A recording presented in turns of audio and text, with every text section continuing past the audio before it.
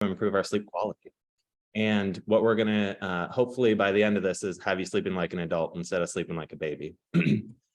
So the outline, talking a little bit about what are the stages of sleep, how is it kind of set up, what factors contribute to why we feel sleepy and why we feel awake, and then other things that affect when we fall asleep. So light exposure, how does melatonin play a factor in that?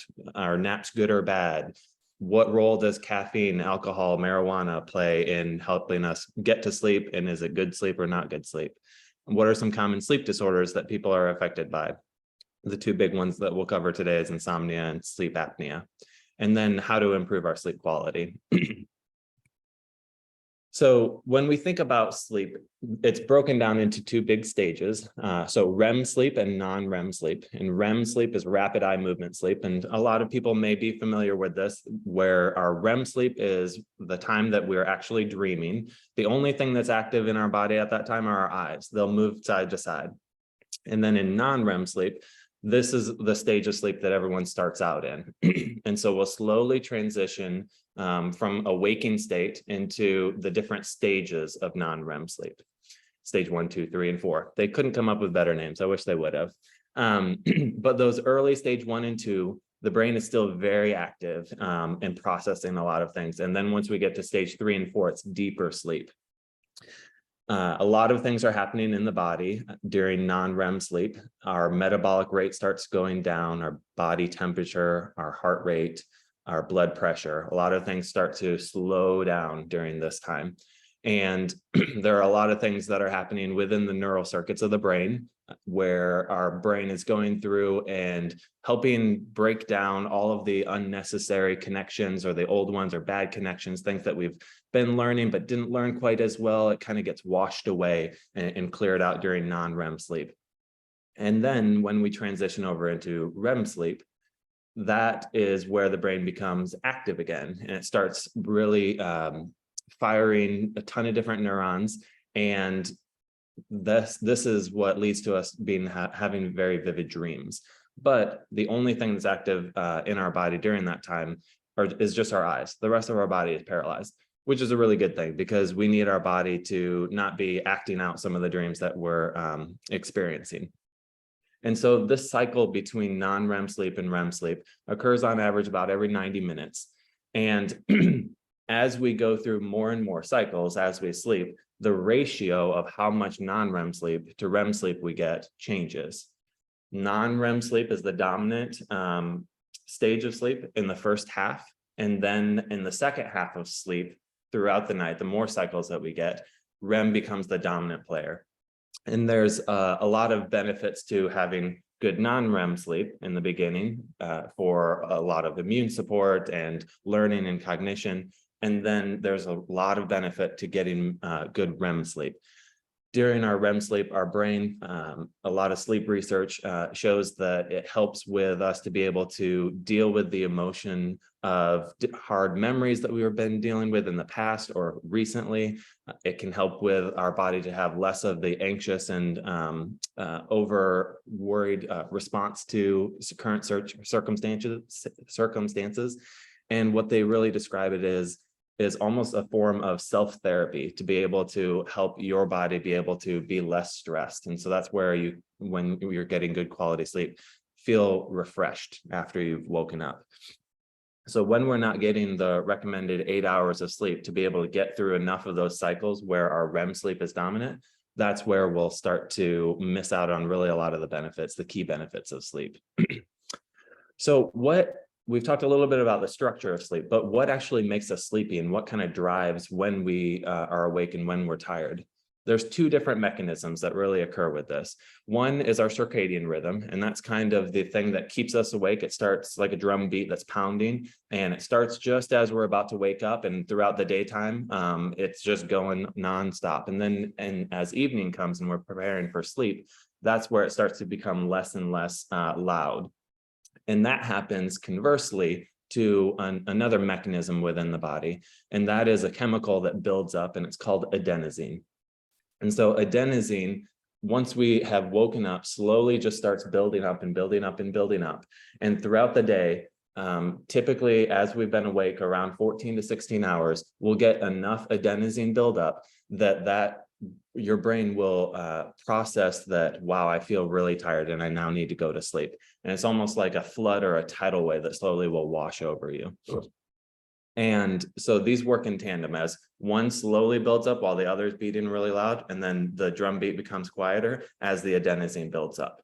And there are a lot of different things that affect how much adenosine build up you have and how that drum beat moves really loudly and when it can kind of be shifted.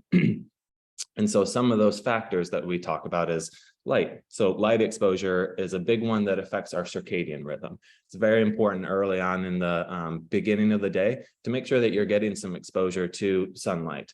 Whether it's direct sunlight when the sun's out or even on overcast days, there's a lot of light intensity, a lot of lux that comes through clouds to help your body be programmed to feel wide awake and early in the morning. And that's typically where we have most of our production for being able to get things done, because we're wide awake, hopefully well rested, and have some good light exposure. But then conversely, it's also important to make sure that we're not being exposed to as much light during the evening time as we're getting closer to preparing for sleep.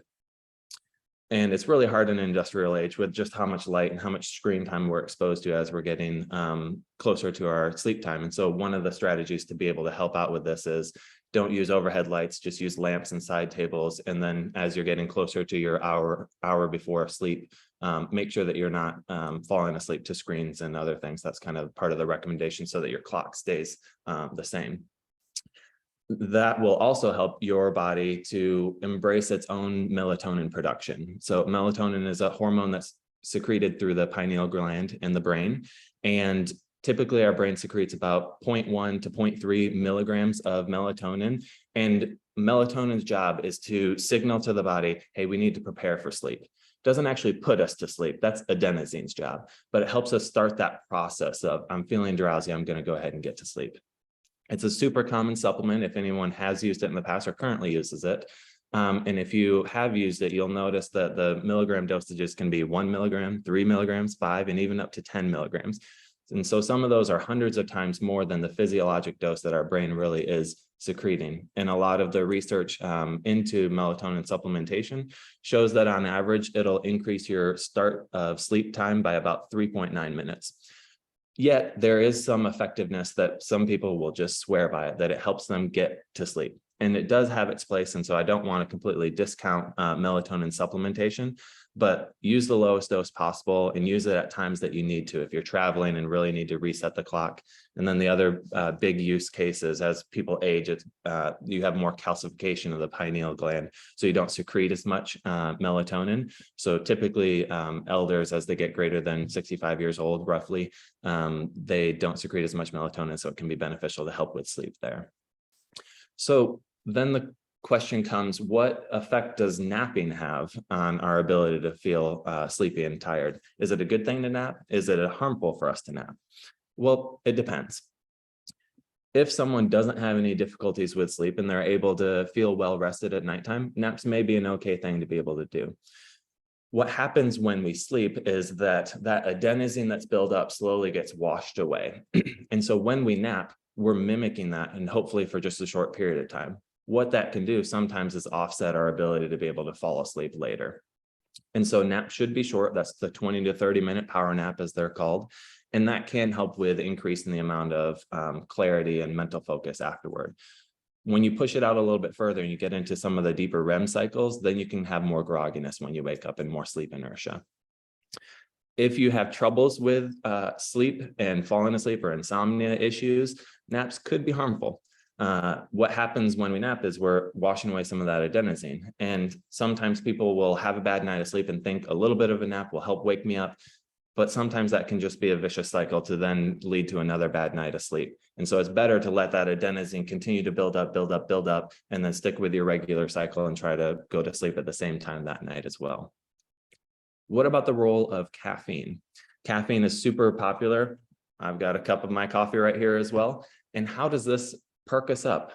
What mechanism does this work by to help us not feel tired?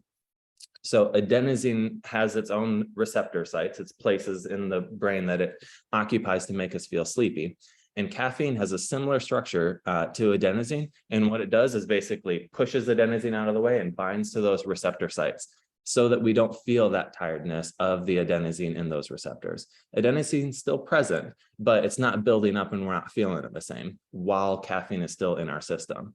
And the half-life of caffeine is about 5 hours. And so that means that half of the caffeine content is still in your system at 5 hours, and quarter life is 10 hours. And so you still have a little bit of caffeine, but the effect of adenosine really takes back over at about 10 hours, roughly. And so what will happen is adenosine will then shift and push caffeine out of the way when there's not enough caffeine. And then all of the adenosine that's built up in the meantime will flood over you. And so this is what people sometimes will describe as like a caffeine crash. So caffeine artificially pushes that out of the way, but eventually adenosine is going to keep building up and you're going to feel the effect of it. And this can have implications for when we have late afternoon or evening coffee. Even when you don't really feel like it has an effect on you and you're still able to get to sleep, it's going to adjust the way that your brain doesn't get to deep stages of sleep, and it'll disrupt your REM sleep as well. So even though you're sleeping and getting appropriate length, the quality of the sleep is disturbed. A lot of people will also use alcohol or marijuana as a way to help them be able to get to sleep, make it a little bit easier to engage in sleep. And what can happen with this is the class of medicine that alcohol is in is more of a sedative. So it will make you unconscious, but it's not true sleep. The brain should be active during sleep. And so alcohol will disrupt the brain's ability to be able to get to deep stages of sleep, and it activates our sympathetic system, our fight or flight mechanism. So you're feeling more stress, you'll have more nighttime awakenings, and often the brain doesn't recall a lot of these nighttime awakenings. You'll just go from light stages of sleep to wake up, to light stages of sleep to wake up, and it really disrupts your REM sleep. And this, again, can be a vicious cycle that will lead to further sleep troubles in the future too. Marijuana has a similar effect of REM sleep disruption, but by a little bit different mechanism. And so unconsciousness and sedation from some of these things isn't true sleep. And so be cautious with use of these and don't use them regularly as a sleep aid. The two most common sleep disorders, insomnia. And so insomnia is either trouble falling asleep or trouble staying asleep, and not feeling rested when you wake up in the morning. Typically, it's classified as someone that has this consistently, so more than 30 minutes that they're struggling to be able to get to sleep, or when they wake up in the middle of the night, they can't get back to sleep within 30 minutes. And this is happening on a routine basis, at least 3 nights a week for roughly about 3 months. And then the other big sleep condition is sleep apnea, where you don't get enough sleep, or you don't get enough oxygen when you're sleeping because your airway gets obstructed. And what that can happen is the brain notifies the body, hey, we need to wake up because we're not getting enough oxygen. And so you startle awake. And the symptoms typically of this is people that snore and then startle awake or gasp for breath. And then they wake up in the morning feeling fatigued and they're tired throughout the day. And this has a lot of implications for different chronic diseases that we potentially can develop. And so lastly, I wanted to touch just a little bit of how can we improve some of our sleep. First off, we need to be aware if we have some of those sleep disorders, and make sure that we're talking with someone about them. If you have a physician that you've established with, make sure you're talking through, and then implement some of these strategies to try to improve your sleep quality. Regularity matters. So we need to make sure that we have the same sleep schedule and stick to it weekdays as well as weekends as much as you can, because we need that internal circadian clock to make sure it's on the same schedule and keeping with it. And if you can nap and don't have disrupted sleep, it's okay to continue napping, but try not to throw naps in or increase the amount of caffeine that you drink when you have a bad night to try to feel more awake, because that's going to affect your adenosine buildup. The environment also matters. So you still want to make sure you're in a dark, cool room. Those are things that help promote sleep. And you want to make sure that you don't have a lot of distractions in the room. Having a TV in the room, even if it's off, your brain will process what's happening next in my TV show, what's going to happen next in my movie, or how could it have ended differently. And so taking that out of the bedroom will help you associate your bedroom with just sleep and less of the distractions for it. Even if you just have a clock face, sometimes knowing the time will help your brain, will make your brain process, oh, I only have this many hours of sleep left or this many. And that anxiety can lead to poorer quality sleep or making it harder to be able to get to sleep. If you do wake up in the middle of the night and you can't fall asleep within 25 minutes, get up and out of bed, go somewhere else and do something dull and boring like reading or stretching exercises, something gentle that is going to eventually promote you falling asleep, and then go back and try to go lay back down to sleep as well. Instead of immediately doing all of your things and then trying to go right to sleep, mentally prepare yourself for sleep, taking away all those distractions, and then do something that's so familiar that will help relax your brain. So doing something like a mental walk. If you have a place that you go to exercise or an activity that you love to do, close your eyes and walk yourself through doing that exercise. It'll help relax the brain, and it's a lot more effective than actually counting sleep. And if you have some of these other issues, or you're trying to implement some of these things and it's not working for you, seek out help, talk to a physician. Oftentimes, you only have a couple minutes, on average, about 7 minutes to talk with a physician. And at our practice, we try to do things a little bit differently. Our first visit's about an hour long, and then our follow-up visits are at least 30 minutes because our structure is set up a little bit different as something called direct primary care. And so we are very big on lifestyle because the way that we live our lives affects the diseases we develop. And if we have any diseases, how severe they'll be.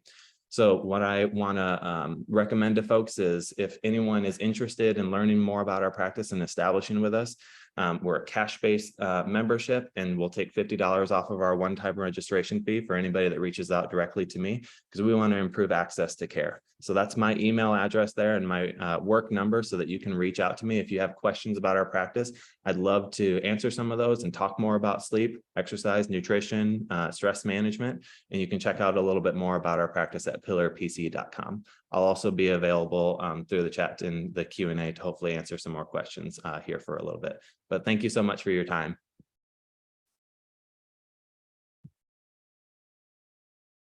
Hey, Dr. Howell, you got you had a few questions if you want to. I mean, you got a few more minutes too. So there's one I think in the Q&A at the bottom, and then one in maybe one or two in the chat too. Let me come through a couple of these. Okay, so down in the Q&A, I see one that says, how does adenosine levels affect excessive sleepiness during the daytime? So there can be a number of different conditions that will cause excessive sleepiness during the daytime.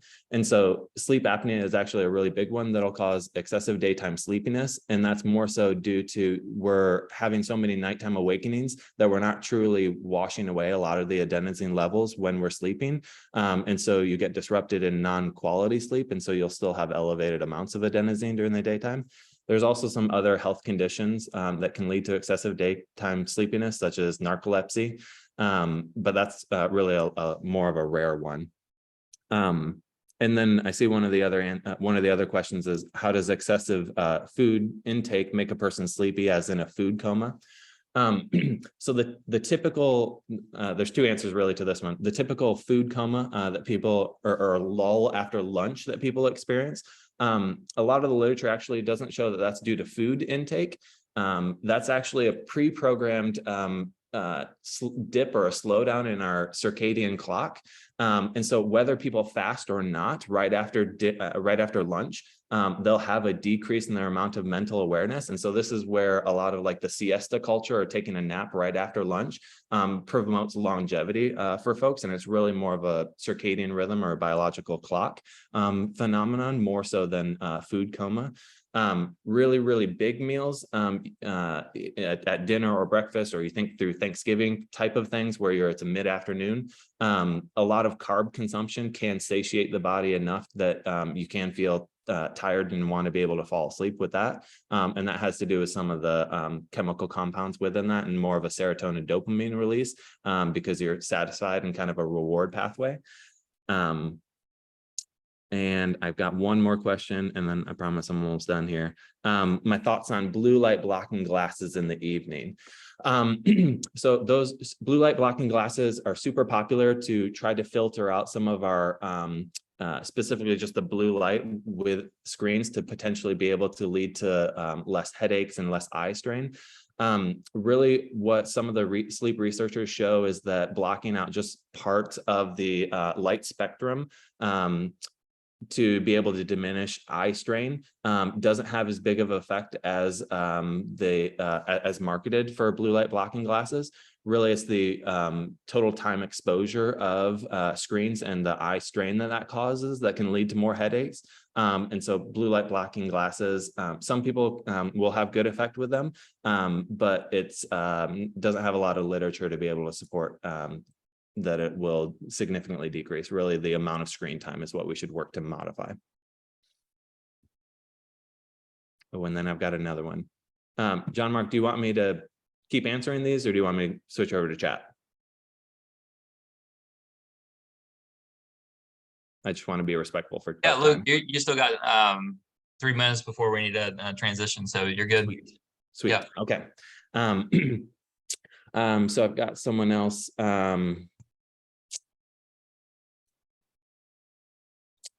Someone with a couple health conditions.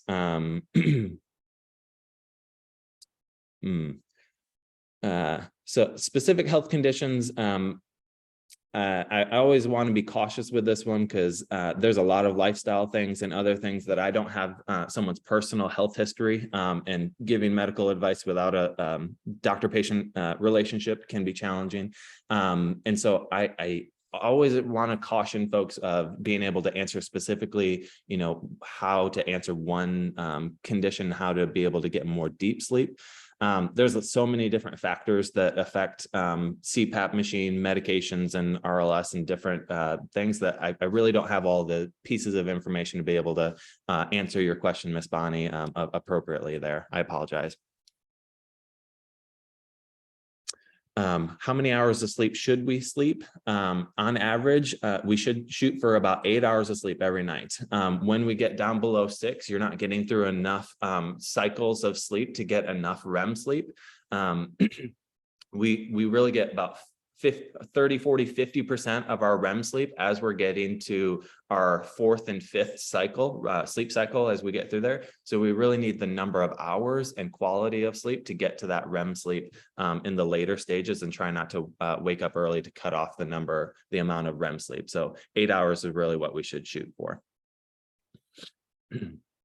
Preventing being tired at the time of wake up. Yep. And so that's a number of the different, approaches to improving sleep quality. So looking at our habits and our behavior, or our sleep hygiene, the things in the routine that we do before we go to sleep, and make sure that we don't have things that are disrupting our sleep and keeping us at an elevated instead of our deep sleep. Getting the appropriate amount of sleep in, and then making sure that the exercise that we do throughout the day is helping promote us being able to feel tired and be able to go into rest well, that we're appropriately managing the stresses, and if we're worried or anxious, appropriately managing that and addressing that too, are some of the important and big topic, but not super specific ways to also make sure that we're not feeling tired when we wake up in the morning. Any other questions?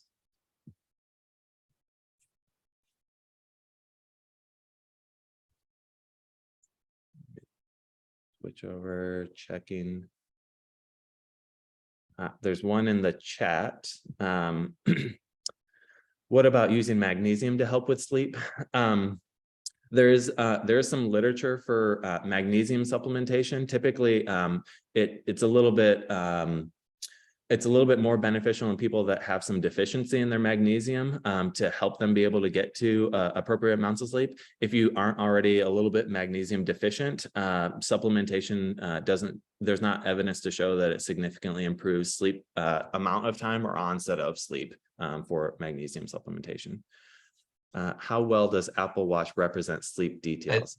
Dr. Howell, Yep. if you want to keep answering, I love all the questions. So we got an engaged group, which is awesome. So thank you guys for answering. We're gonna switch over here to Dr. Michael Blair, but feel free to continue in the chat and the Q&A if you want to dialogue with Dr. Howell about sleep. and we'll transition here to Dr. Michael talking about back pain and sciatica. So thank you again, Dr. Howell, for coming on. Great job on sleep. Thank you so much for your time, guys. Yep.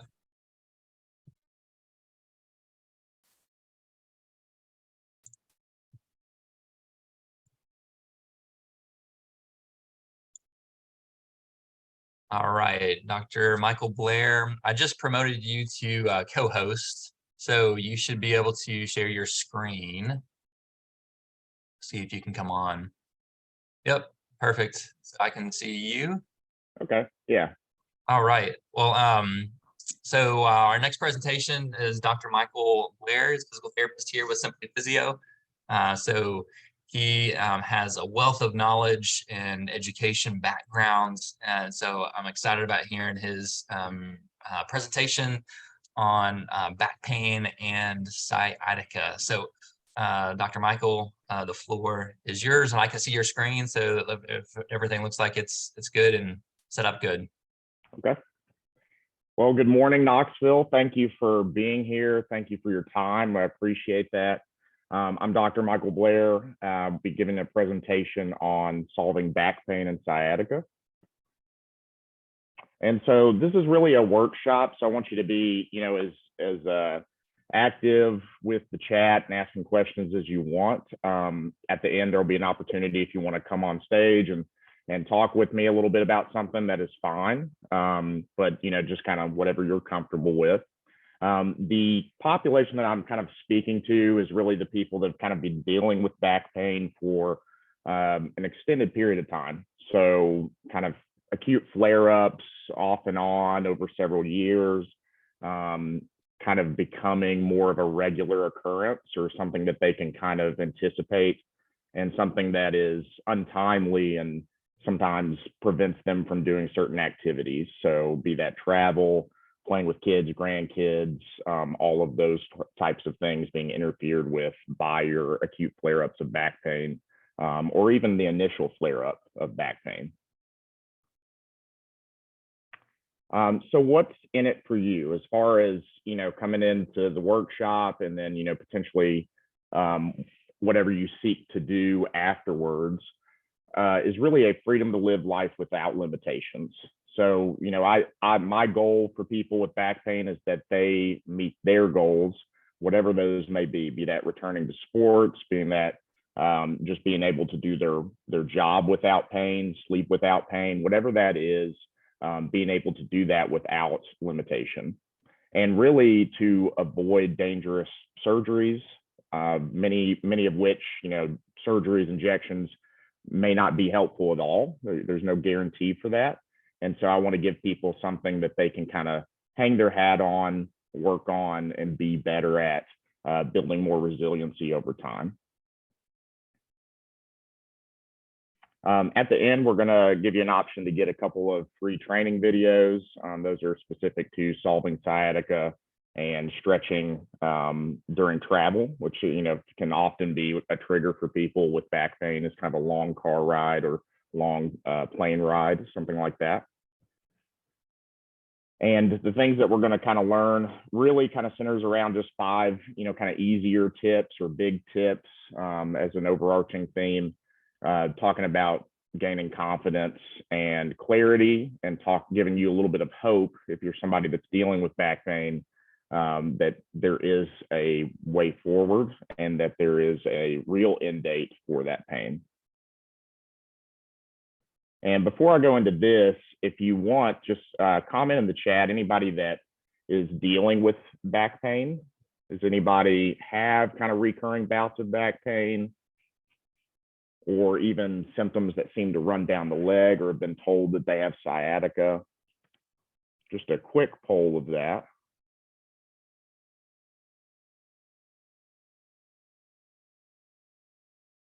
And while you're going through that, I would be one to respond into that poll. So I had a pretty significant flare-up of back pain when I was about 27, and to the point that I couldn't even tie my shoes.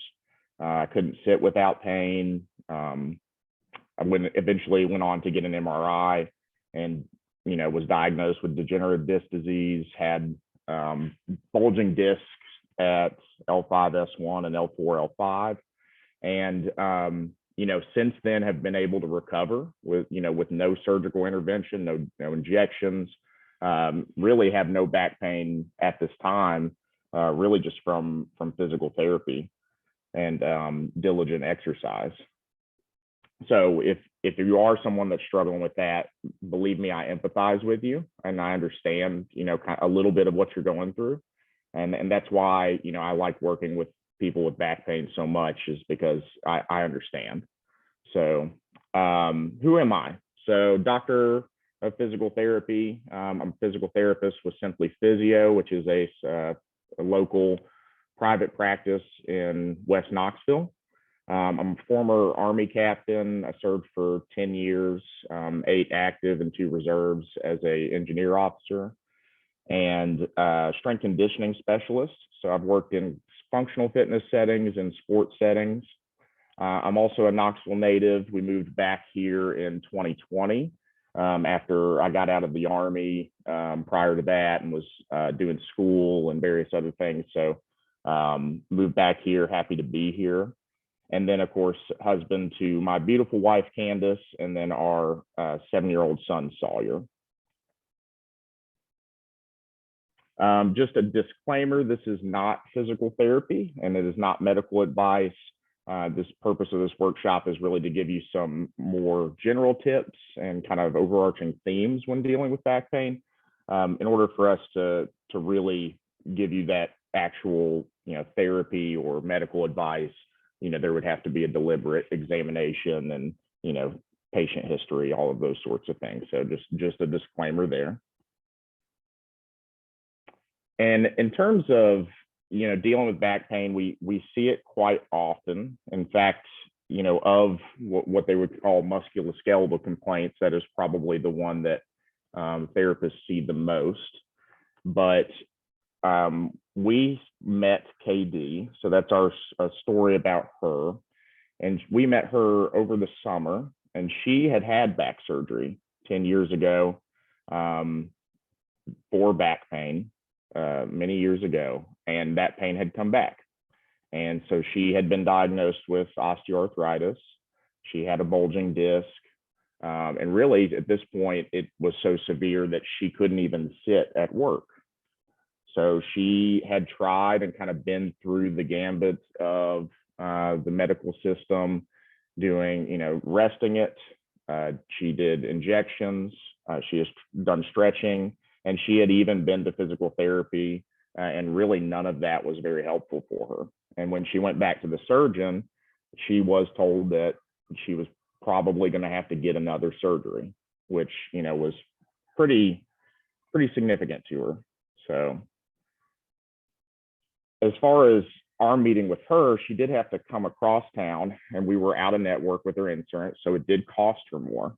And she had already tried physical therapy. We're a physical therapy clinic, but it wasn't helpful when she went with them, and she had spent thousands, of her own money on these medical treatments that really none of which gave her much relief. But 4 months after she started with us, she became what we would consider one of our Simply Physio graduates, and she has achieved all of her goals. She has very little pain, and she's able to manage her pain on her own with our home program that we've given her. Anytime she does have kind of some stiffness, she's able to do those exercises, and those provide the relief that she's seeking. She did return back to work. She's able to take care of her family, and she's really able to do everything that she was able to do prior to injury. And much of what got her these results is kind of the themes or concepts that we're going to talk about today. And it's not really an overly complicated thing, but what it is putting those puzzle pieces together with a qualified guide along that path of recovery. And there's her review. She is one of many, so you can check us out on Google. We do have great reviews from our beloved patients, and You know, her story is one of many. We have a lot of success stories. And then as far as our team, you know, who are we? So you've already met Dr. John Mark. You know, he's the owner of Simply Physio, as well as one of our therapists. And then Dr. Stephen, my counterparts, and then myself. And so we're all doctors of physical therapy, and we've helped a number of people get through similar kind of back pain issues. So as far as a little caution, you know, not everyone makes that dramatic transformation like we saw with KD. It is certainly not an overnight fix. So it does take time. Usually people's back pain didn't get there overnight. And so undoing that does take a little bit of time and pretty diligent work. And we really don't take on just anyone. We do have kind of criteria. We like people to be diligent about their home exercise. We like to kind of focus in the clinic on the things that you can't do at home, be that hands-on treatments or you know, more complex or high-level exercise. And really, where the rubber meets the road and when people get better is when they're diligent about their home exercise and ultimately have goals that lead to a more active lifestyle. So going into the, you know, kind of 5 tips or overarching themes or concepts for overcoming back pain. And I just want to start with this one. Tip number 1, it is not your fault. So you just needed the right guidance at the right time. And I can appreciate that you have tried all these various attempts to kind of resolve your back pain. I empathize with that. I was in that group initially too. I think most people kind of start small and they think, well, let's see if maybe these, you know, do a couple of these exercises, maybe that'll be helpful. Watch a YouTube video and even purchase devices like TENS machines or hot packs to kind of ease that pain. And usually those work in temporary, but those are not really long lasting changes. And for many people, they do end up, you know, choosing physical therapy and going through that, and for whatever reasons, not really getting better, be that a lack of attention or the program selected, that sort of thing. But what we do differently is that we give you our full attention. You're always with us, and that allows us to maximize your program and your success.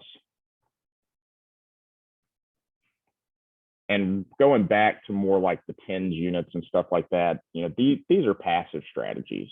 And what we seek to do is look for an active management strategy, because this is an activity-based problem. There's usually some sort of movement that contributes to that back pain, be that bending over at the waist, sleeping, sitting. These are activity-based problems, and they really don't respond well to passive management strategies. So that includes a number of things, going to get monthly massages to ease your back pain, stretching, foam rolling, ibuprofen. All these things are really passive kind of treatments. And when looking at the literature, you know, even across the spectrum of things, really those things don't have a lot of evidence to support their use for back pain. So while they may ease pain temporarily, they are not as impactful as exercise-based therapy. And tip number 2 is giving it more time. That's not really the answer. So most people start there with a kind of wait and see approach. And I can understand that. There's usually a hope that, well, this back pain will probably go away. Maybe it does for periods of time and then kind of comes back with really any return to the previous activity. But the thing that we have to overcome when pain has been there for a long time is that the longer you're in pain, the more difficult it becomes to unlearn this chronic state. Certain motions become, you become avoidant of certain motions, and you become fearful of certain motions. And really persistent pain can lead to these compensations that can lead to new injuries, be it the hip or knee, abnormalities with walking. So really, it's even in the literature is supported that you get to therapy sooner, and that by doing that, that has been correlated with reduced risk of doing, advanced imaging, additional physician visits, injections, surgeries, and even opioid use. And over time, looking at across the spectrum of healthcare, you actually spend less by getting to therapy services earlier for musculoskeletal complaints, because in Tennessee we can see patients direct access, and of course that's something that you can come to us where we can screen for referral, and that really saves you time for things like back pain, where we can kind of see whether that's something that we can treat in the clinic. So I would caution you on a wait and see approach. Let a team of physical therapists look at you and kind of figure out what is going on and get ahead of the problem before it becomes more chronic in nature. And tip number 3, I'll spend a little bit more time here, is overcoming self-limiting beliefs. So I already gave you my story of having, degenerative disc, bulging discs, that was found on an MRI. But we've all heard it before. All the therapists in our clinic have heard it. And I empathize with that, that we've heard that you have arthritis, there's a bulging disc, and even that, back pain is some kind of normal age-related change, that, well, I'm getting older, so, that's just part of it. Everybody has back pain.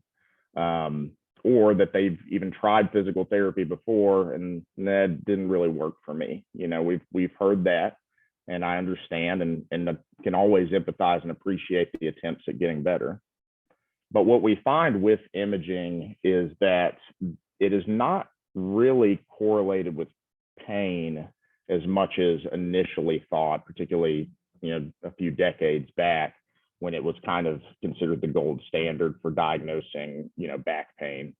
And during one study, they took a very large sample size of people that did not have back pain.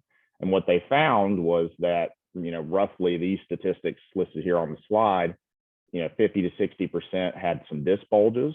My MRI kind of looks like the one in this upper left-hand corner.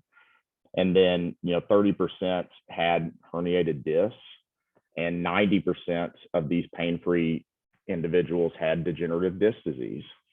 And even a displacement of the vertebrae was found in this population. So where the vertebrae actually slides over the other one. And that person had no pain and no disability associated. So it's not that the imaging findings are not a contributor, and that's something that we want to consider. But what I am saying is that there is still hope. So even though that you may have had these imaging findings and this was found on your MRI, it is not the nail in the coffin. You can still move forward, and there is still hope as far as returning to a life pain-free. And on this slide, you can actually see that even though disc herniations can occur, they actually can resorb or can correct over time on their own without surgery. So there's not always the necessity for a surgical intervention. And what I like to say, and we like to say at Simply Physio, is that many MRI findings are really just wrinkles on the inside or normal age-related changes. So you can see in this graph, as you go up in age, there's sort of a linear correlation with these kinds of findings. So reduced disc height, degeneration of the facet joints on the side, so the joints on the side of the vertebrae, disc bulges, all those sorts of things, they go up as you go up in age. So really, it is a more normal or age-related change. Now we look at that as a contributor to back pain, and sometimes that can kind of help us with a management strategy or approach, and giving us kind of ideas to treat that. But what I am saying is that you can continue forward, and there is still hope. And tip number 4 is really to build resilience. So I like to say that most injuries, musculoskeletal injuries, occur when the capacity of a structure is exceeded either suddenly or for too long. So you'll see, sudden exceeding of that capacity in sports where the demand is very high, or more chronic kind of wear and tear, if you will, over time where the capacity has been exceeded. And greater capacity often leads to less likelihood of injury. The vast majority of patients that I've dealt with back pain didn't really get that back pain from doing deadlifts or lifting things in the gym. It was usually some kind of lack of activity or some kind of static posture over time, or just some kind of simple thing where they twisted a certain way and then they were suddenly in pain. So I like to say, if the capacity of the bridge was 13 tons, it wouldn't break when you roll a golf ball across it. So we want to build a large capacity so that we can tolerate these smaller things and kind of be at less risk for injury down the road. And that's kind of where we go with our final phase of treatment in therapy, is to build more capacity and resilience. And this is just a video of me deadlifting about 7 years after being diagnosed with disc herniations and degenerative disc disease, and really doing exercises like this, not saying that everyone needs to be doing it just like this, but doing exercises like that builds the capacity for my back to be stronger. And I'm able to do all of those kinds of things pain-free, despite having imaging findings that would probably suggest that this might be dangerous or something like that. Really, my back is better because of these things.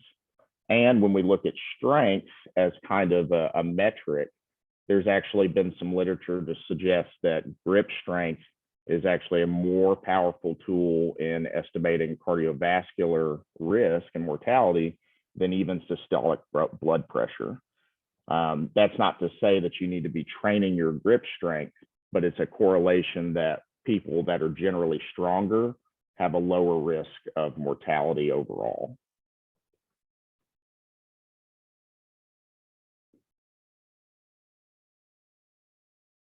And this is a chart that we kind of keep up in the clinic and in the office. Probably get it framed one day, but you start in kind of a stage in the upper left-hand corner, more of the pain state, and then you move into a no pain. And usually people quit therapy right as soon as they cross that line into no pain, which really leaves you at risk for kind of regression back across the line to pain when any kind of capacity is exceeded. You do something strange, you go on a long car ride and have a flare up. So we like to get people all the way to no pain, well beyond the barriers or the transition point of pain, so that is not occurring again. So we like to kind of treat like that and build the capacity down the road. We always meet you where you are. So if you're in a lot of pain, don't expect that you're going to be having to do deadlifts or something on that first day. The goal is to build you up down the road and get you to where you're not crossing back into that pain state again. Dr. Michael, just a time warning, if Okay. Just a few minutes left here. Okay. So yeah, kind of going through this, tip number 5, I encourage you to seek some therapy services or seek some exercise-based services for back pain.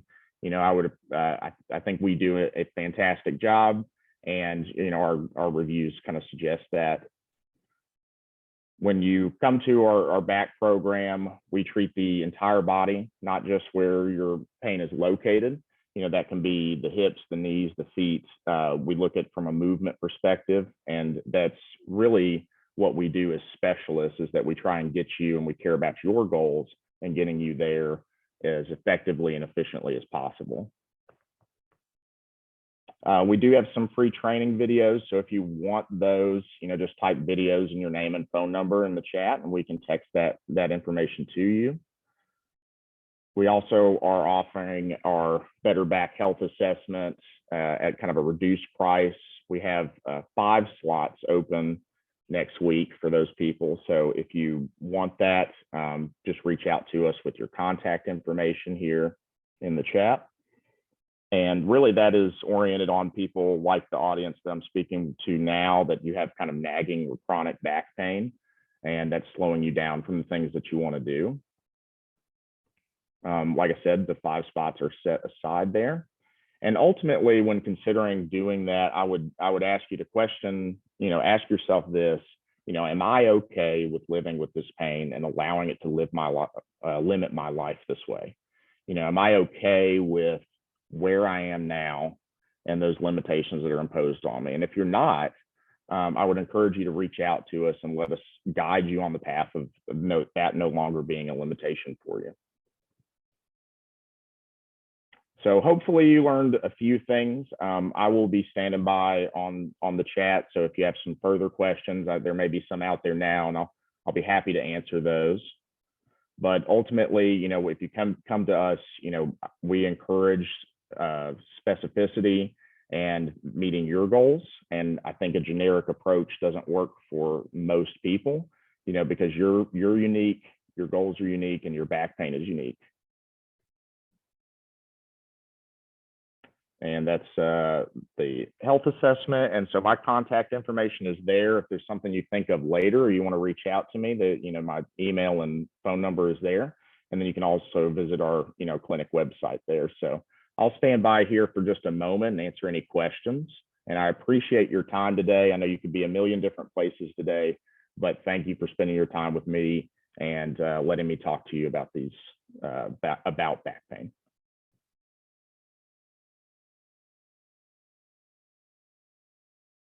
All right. Well, thank you, Dr. Michael. If you guys have any questions for Dr. Michael, we'll transition to the chat or the Q&A, and you guys can carry on that forward if you have questions about his presentation, or if you'd like to take him up on the offer on the video program or one of the limited back pain assessments. You can indicate that in the chat. Just let you know too, the chat is just any information in the chat is should be just going to the panelists. So there is some level of privacy, but I encourage you don't share any real health related information there. But there should be some level of privacy as far as if you want to send your telephone number or contact information for any of for these offers or any future offers. Next, what we got is Dr. Stephen Wheless. So Dr. Wheless, just letting you know, we do have time. So I know we went over just a few minutes, but you have plenty of time. We had one of our presenters is sick, so we'll have some catch up time. So feel free to take your time with your full presentation. You don't have to rush through, since we'll have a little break halfway through that we can catch up if we go over a little bit. So, but yes, Dr. Wheless is local ENT, is going to be talking about chronic sinusitis. So look forward to having him on and hearing his presentation. Known him for the past number of years, and yeah, he's a great individual. Great physician, great ENT, and also just as an expert in this area. So looking forward to learning about chronic sinusitis. So Dr. Wheless, the floor is yours. Great. Well, Dr. Chesney, thank you so much for having me today. Can you see and hear me and see the screen and everything? Yes. Awesome. Awesome. Well, again, thank you very much for allowing me to be here and allowing me the opportunity to speak about what is my favorite topic. My wife calls me the boogie doctor, and I represent that proudly. This is my passion within medicine. So again, thank you for yourself, and thank you for everyone who's here. I hope to convey a little information today that others may find helpful. So let's talk a little about the sinuses. What are they? Well, essentially, they're air pockets built within the skull. In their healthy state, they're lined by a very thin mucosal layer. Mucosa is like the lining of the nose and the sinuses, and they're full of air. We all have 4 matched sets of sinuses, which you can see here The frontal or the forehead sinuses. The ethmoids are a series of small sinuses that are positioned in between the eye sockets. The maxillary sinuses are in the cheeks. And then the sphenoid sinuses are between the eyes, but they're kind of far back, deep within the head at about the level of the temples. Why do we have these things? Well, evolutionarily speaking, we think there are probably two reasons. Number one is they lighten the weight of the head. The average human head weighs about 26 pounds. And as you might imagine, that puts a great deal of strain on the cervical spine as well as the neck musculature. So any break we can get, we'll take it. And the other thing is we think they serve as crumple zones, essentially. So that if you are in some sort of impact situation, the sinuses will break first, hopefully protecting your valuable brain inside.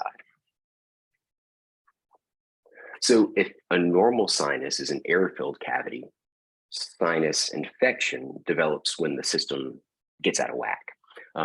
Common symptoms of sinusitis I have listed here. People often complain of pressure and pain over the sinuses, headache, nasal congestion, postnasal drip is a common one. Sometimes that causes kind of this routine chronic cough. Thick nasal drainage from the front of the nose. It can be all kinds of colors. Fatigue, fever, sometimes pain in the upper teeth, particularly the molars and the premolars, sore throat. Decreased sense of smell is very common. And then oftentimes people kind of have a bad breath from some of this chronic drainage. Experts estimate that about 37 million people are affected by sinus problems every year. That makes it one of the most, if not the most, common affliction in America. Now, interestingly, that number is probably even higher because there's so much symptom overlap with allergy stuff and the common cold that a lot of people just kind of sit at home. They tough it out. They don't even go and seek medical care. So there's some people that we're not even trapping in that 37 million number. It's important to recognize that sinusitis is a spectrum of disease. Most of these infections are acute infections. Those tend to be viral infections. Those are going to run their course no matter what you do. They tend to last 1 week, 2 weeks. Once they start to last longer than 7 or 10 days, we worry about bacterial infections. As symptoms kind of hang on longer, it goes through this gray phase that we call subacute sinusitis. And then once symptoms start to hang on for months on end, we call that chronic sinusitis. For the chronic sinus sufferer, we've learned that it's a completely different disease process.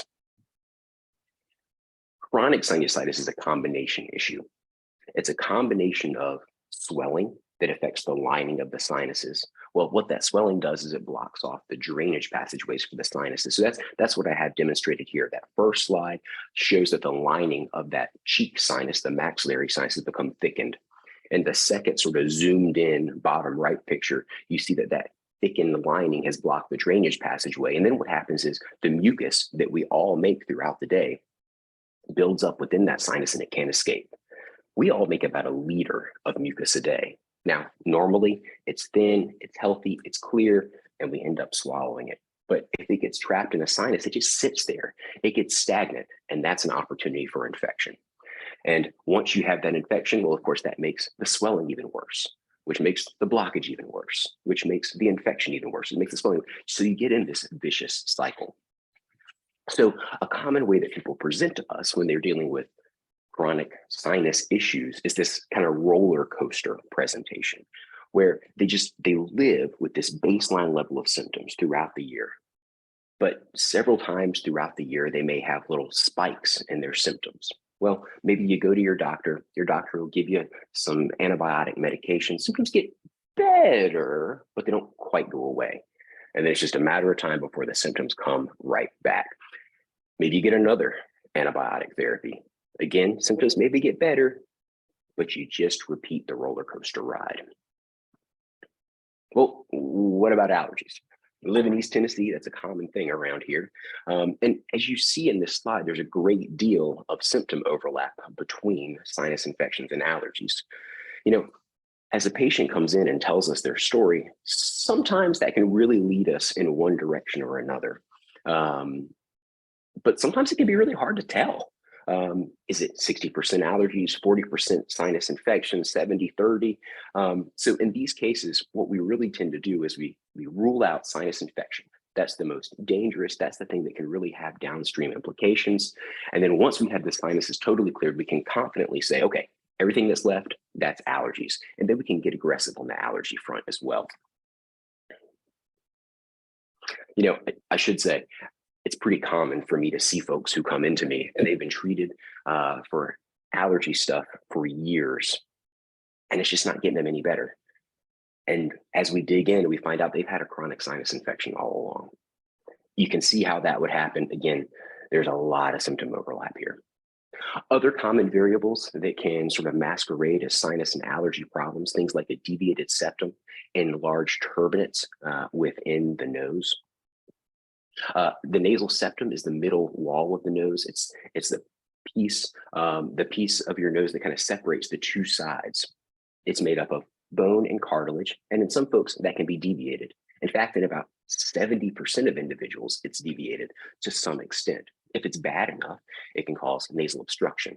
The other thing that can mimic that is enlarged inferior turbinates. Here in this chart, you see the turbinates hanging down from the side walls of the nose. Those are normal structures, and they help direct air as it enters the nose from the front to the back. But what can happen is those structures can become swollen, and as you might imagine, that just eats up valuable airway real estate. So people who have these problems often complain of nasal obstruction. And I should say, these problems aren't mutually exclusive. You can have a deviated septum, enlarged turbinates, allergies, and sinusitis, or any combination of the above. So when is it time to come to an ENT? Well, when the chicken soup isn't working. You've had long-standing chronic symptoms. Sometimes you're getting several rounds of sinus infection per year. You're going to the doctor frequently. You've been on multiple rounds of antibiotics. Maybe you've had prior surgeries in the past, or maybe you're just having nasal airway or breathing problems. If you recognize that roller coaster, it's probably time. What's an ENT visit like? Well, much like any other doctor visit, the bulk of the visit is really taking the history. What the patient tells us is the most important thing. What are the symptoms like? Did they come on at certain times of the year? What have you tried in the past? Have you had allergy testing? All those things are important things for us to know so that we can help guide decision making. And then we do a basic exam. At an ENT office, of course, we'll focus on the neck up. The big thing that we'll do that's probably different than what your primary care doctor does is we want to take a really good look in your nose. And the way that we do that is with a nasal endoscope. Now, essentially, that's a little bitty camera. It's probably about the size and diameter of like 2 of the little coffee stirrer plastic straws. And that allows us to look from the front to the back of a patient's nose. We put in a little numbing spray first. Patients do great with this. Everybody's anxious about it, but everyone does really well. But that allows us to visualize both the nasal passages, the septum, the turbinates that we've talked about, in addition to the sinus drainage passageways. Most of the sinuses kind of funnel down into one common chute. So we're looking at the chute to see, do we see any evidence of foul drainage, or are there any polyps, anything like that? And if the patient's had prior sinus surgery, that would allow us to look into the sinuses themselves, which can give us a lot of valuable information.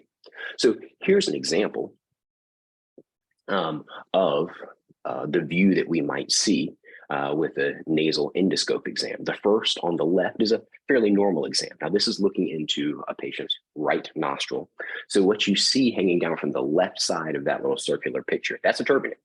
On the right side, what you see is the nasal septum, the middle wall that separates the two sides of the nose. Now, compare that to the picture on the bottom right side of the screen. That is a picture that shows a large polyp. And as you might imagine, that patient came in with significant breathing problems. So once we've completed a thorough workup, we decide on a plan. And every one of these plans is unique, tailored to the patient's individual situation. But the first line of therapy is always medical. We never jump straight to surgery. We want to give you your best shot of a medicine-only cure. But remember, this is a combination problem, so we'll need a combination treatment plan. We got to address both the infectious organism, the bacteria that's probably causing this, and the swelling that has resulted. So combination problem, combination treatment. Generally, that means some combination of antibiotic, steroid, of course, the antibiotic for the infection, the steroid for the inflammation, sometimes sinus rinsing, and then possibly doing some work on allergies as well to further control that inflammation if we think that's a big part of the overall situation. But here's the trick. We want to see you back, because what you, the patient, and we, the doctors, want to know is, how did we do? Is there anything left? Did we get it? So that follow-up visit at the end of treatment, that is the most important part. That's really where the rubber meets the road. If medicine is going to clear this, what we do as a first-line therapy ought to do it. Because once you get to an ENT office, we tend to be fairly aggressive. By the time people get to us, our back's on the ropes. So we want to give you your best possible chance of a medicine-only cure.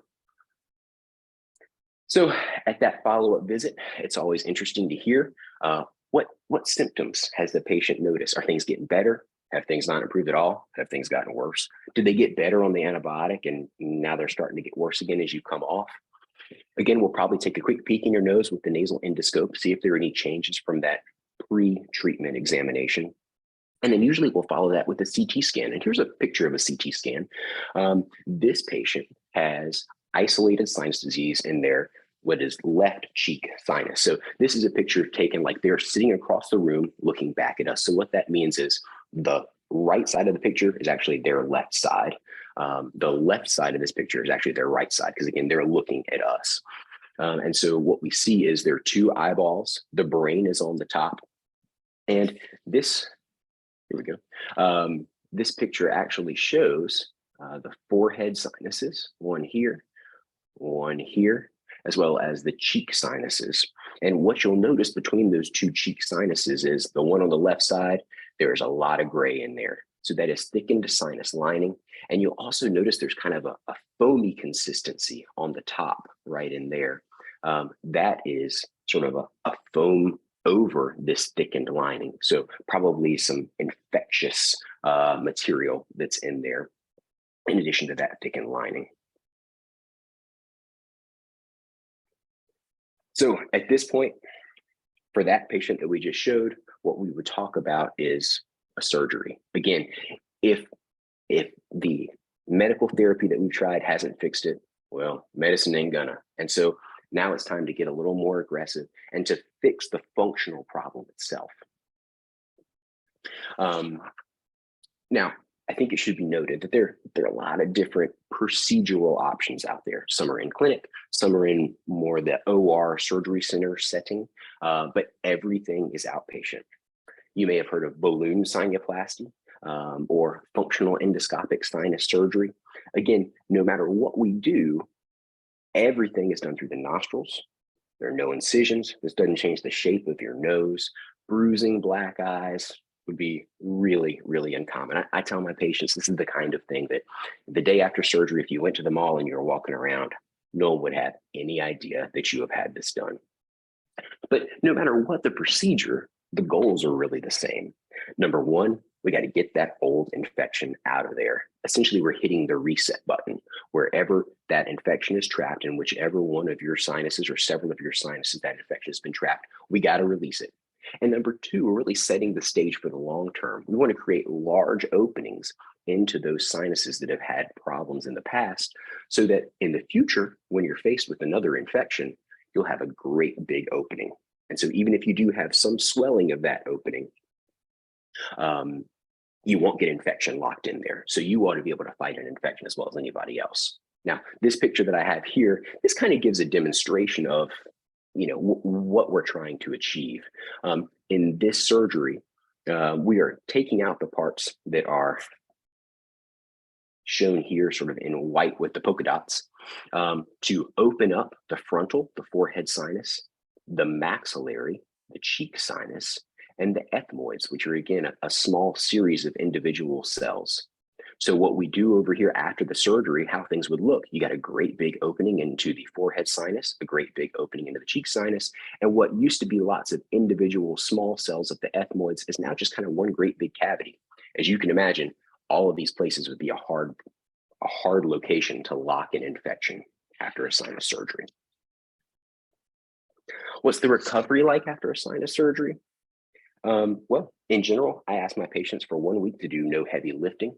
Depending on the extent of the surgery, you may have a little bit of dissolvable packing. And I ask that you do frequent sinus rinsing. I would see you back 1 week after the surgery. Any of the dissolvable packing that we've put in that has not been rinsed away, we'll go in with a little vacuum cleaner and we get that stuff out for you. And this is a kindler and gentler thing. People often come to me with stories of friends or family who've had sinus surgery in the past, and they relate the story of like going to the circus and, you know, the clown who has the ribbon in his mouth, just pulling and pulling. It's not like that anymore. It's not like that anymore. It's a kindler and gentler thing.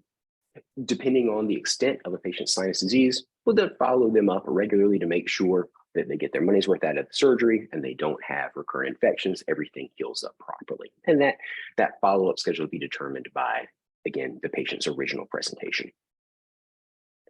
So as we come down to the end here, I think we'll have some time for questions, but I really just want to hit a couple key points. Again, there's a great deal of overlap between allergies and sinusitis, but if you are struggling with this type of symptom, it is not a normal part of living in Tennessee. If you've been having repeat infections, you got allergy symptoms, nasal obstruction, you feel like you've been on that antibiotic roller coaster, someone's told you you have polyps, or even if you had prior sinus surgery, you don't need to suffer. Please allow us to help. Allow us to help. If any of this stuff sounds like you, please don't hesitate to reach out to us. I work at ENT Consultants of East Tennessee. Here is our office phone number, as well as our website. We've got locations at Park West, Fort Sanders, as well as in Lenoir City at the Fort Loudon Medical Center. So thank you very much for your time. Appreciate you guys. If there are any questions, I'm happy to answer.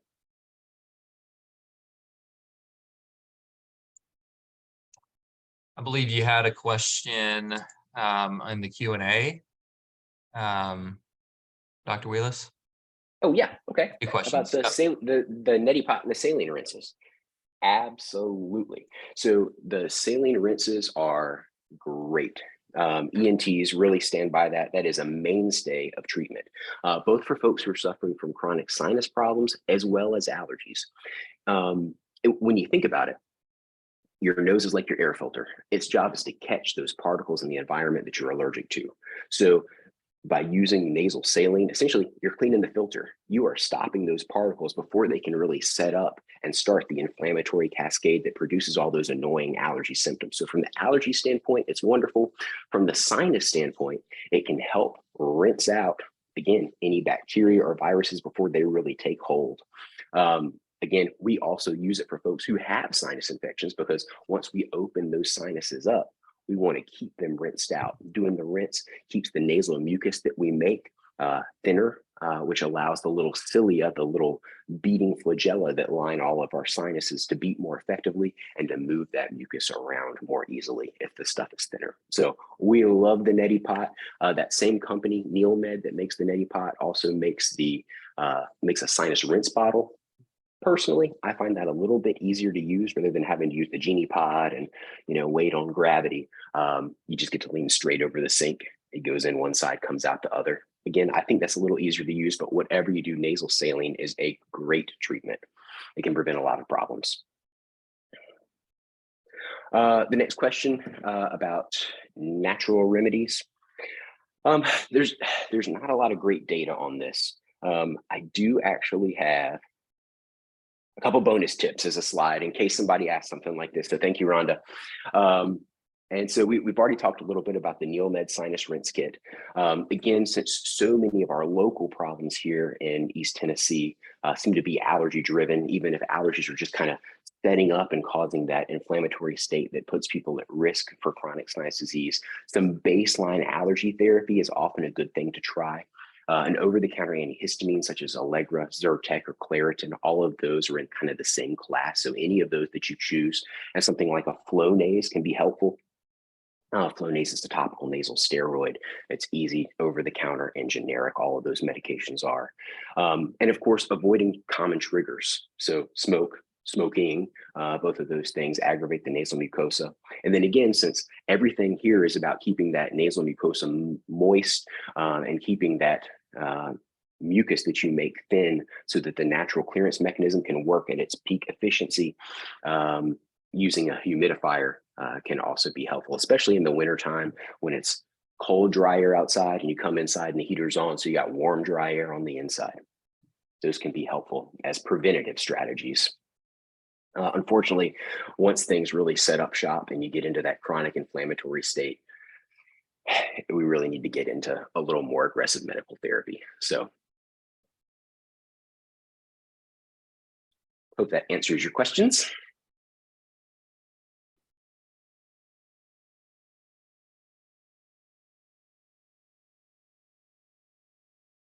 Yeah, feel free if you have any other questions to use either the chat feature or the Q&A for Dr. Wheless about sinus infections, or just I'm sure he's happy to answer any other questions about just ENT in general too. So we're gonna transition here, but again, feel free to continue the dialogue. If you guys are looking for just a great local ENT physician, Dr. Wheless is your guy. So I can say that I've had family members that have seen him, and it actually just happened by coincidence. I found out who they were seeing. I was like, oh, they're seeing Dr. Wheless, and I was like, oh man, I knew that they were in good hands when I found out that a family member recently was seeing Dr. Wheless. So yeah, if you guys are looking for just a great local ENT physician, by all means, reach out to Dr. Wheless. Dr. Chesney, so thank you so much for allowing me to be here today. I appreciate those kind words, and thank you, everybody. I'll hang around for a little bit in case there are any questions that pop up in the chat. Awesome.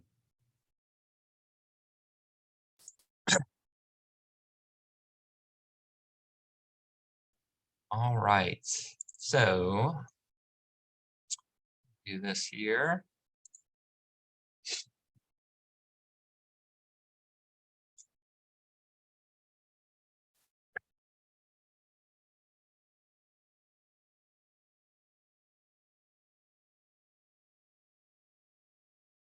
All right, so somebody just give me some feedback. Make sure my video feed looks like it's back on. There we go. It looked like I was frozen for. You guys can see my screen. Can somebody just indicate to me? Please send free exercise videos. Sure, we can do that. I'm happy to do that.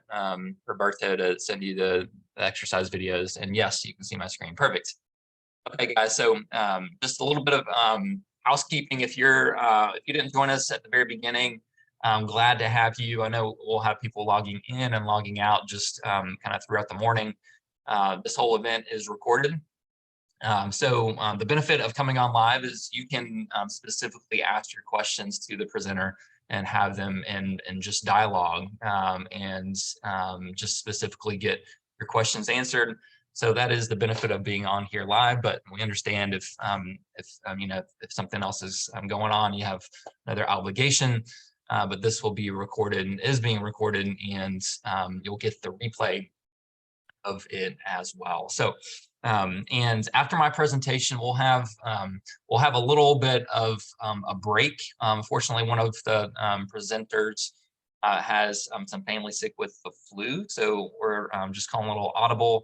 And so I think it'll be timely. I'll be about halfway through the morning lineup, if you will. So if you're getting a little bit antsy, then just know that after this presentation, we'll take a short break, get a stretch break, get a little mid-morning snack. That'll be coming up here after the conclusion of my presentation here. So, welcome. I'm Dr. John Mark Chesney, physical therapist, and the host, the MC of today's event, and also the presenter here for knee pain. So we're going to be talking about how to Rejuvenate your knees, 4 critical steps you should know for long-term success. So this workshop is perfect for you if you need to be able to get on the floor, get off the floor to play with kids or your grandkids. If you're wanting to accomplish yard projects that will make your neighbors jealous, looking for steps, for stairs or steps to conquer instead of having to avoid them. If you hope to attend, complete, and enjoy your next yoga or dance or exercise class, or maybe you just want to keep up with your spouse when you go walking, either at the beach or even around your neighborhood. So what I hope to share, just some recovery how to recover quickly from knee injuries so that you can spend more time doing the things you love to do, being active, and understand the most common causes of knee pain.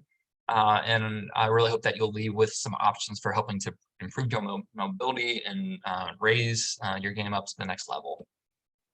So at the end, we'll give you some options if you're looking for exclusive customized advice from me or from my team.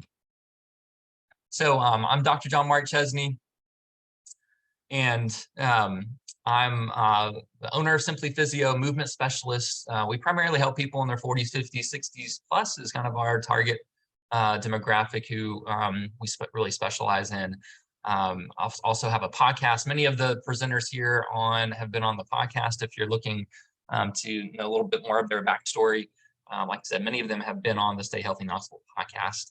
A former knee pain sufferer myself, 3 kids and a wife who have graciously allowed me to give up my Saturday. So if you know them or if you see them, you can tell them thank you for allowing me to come on here for the morning and host the event. So there's a little shout out to my kids and my wife, Faith.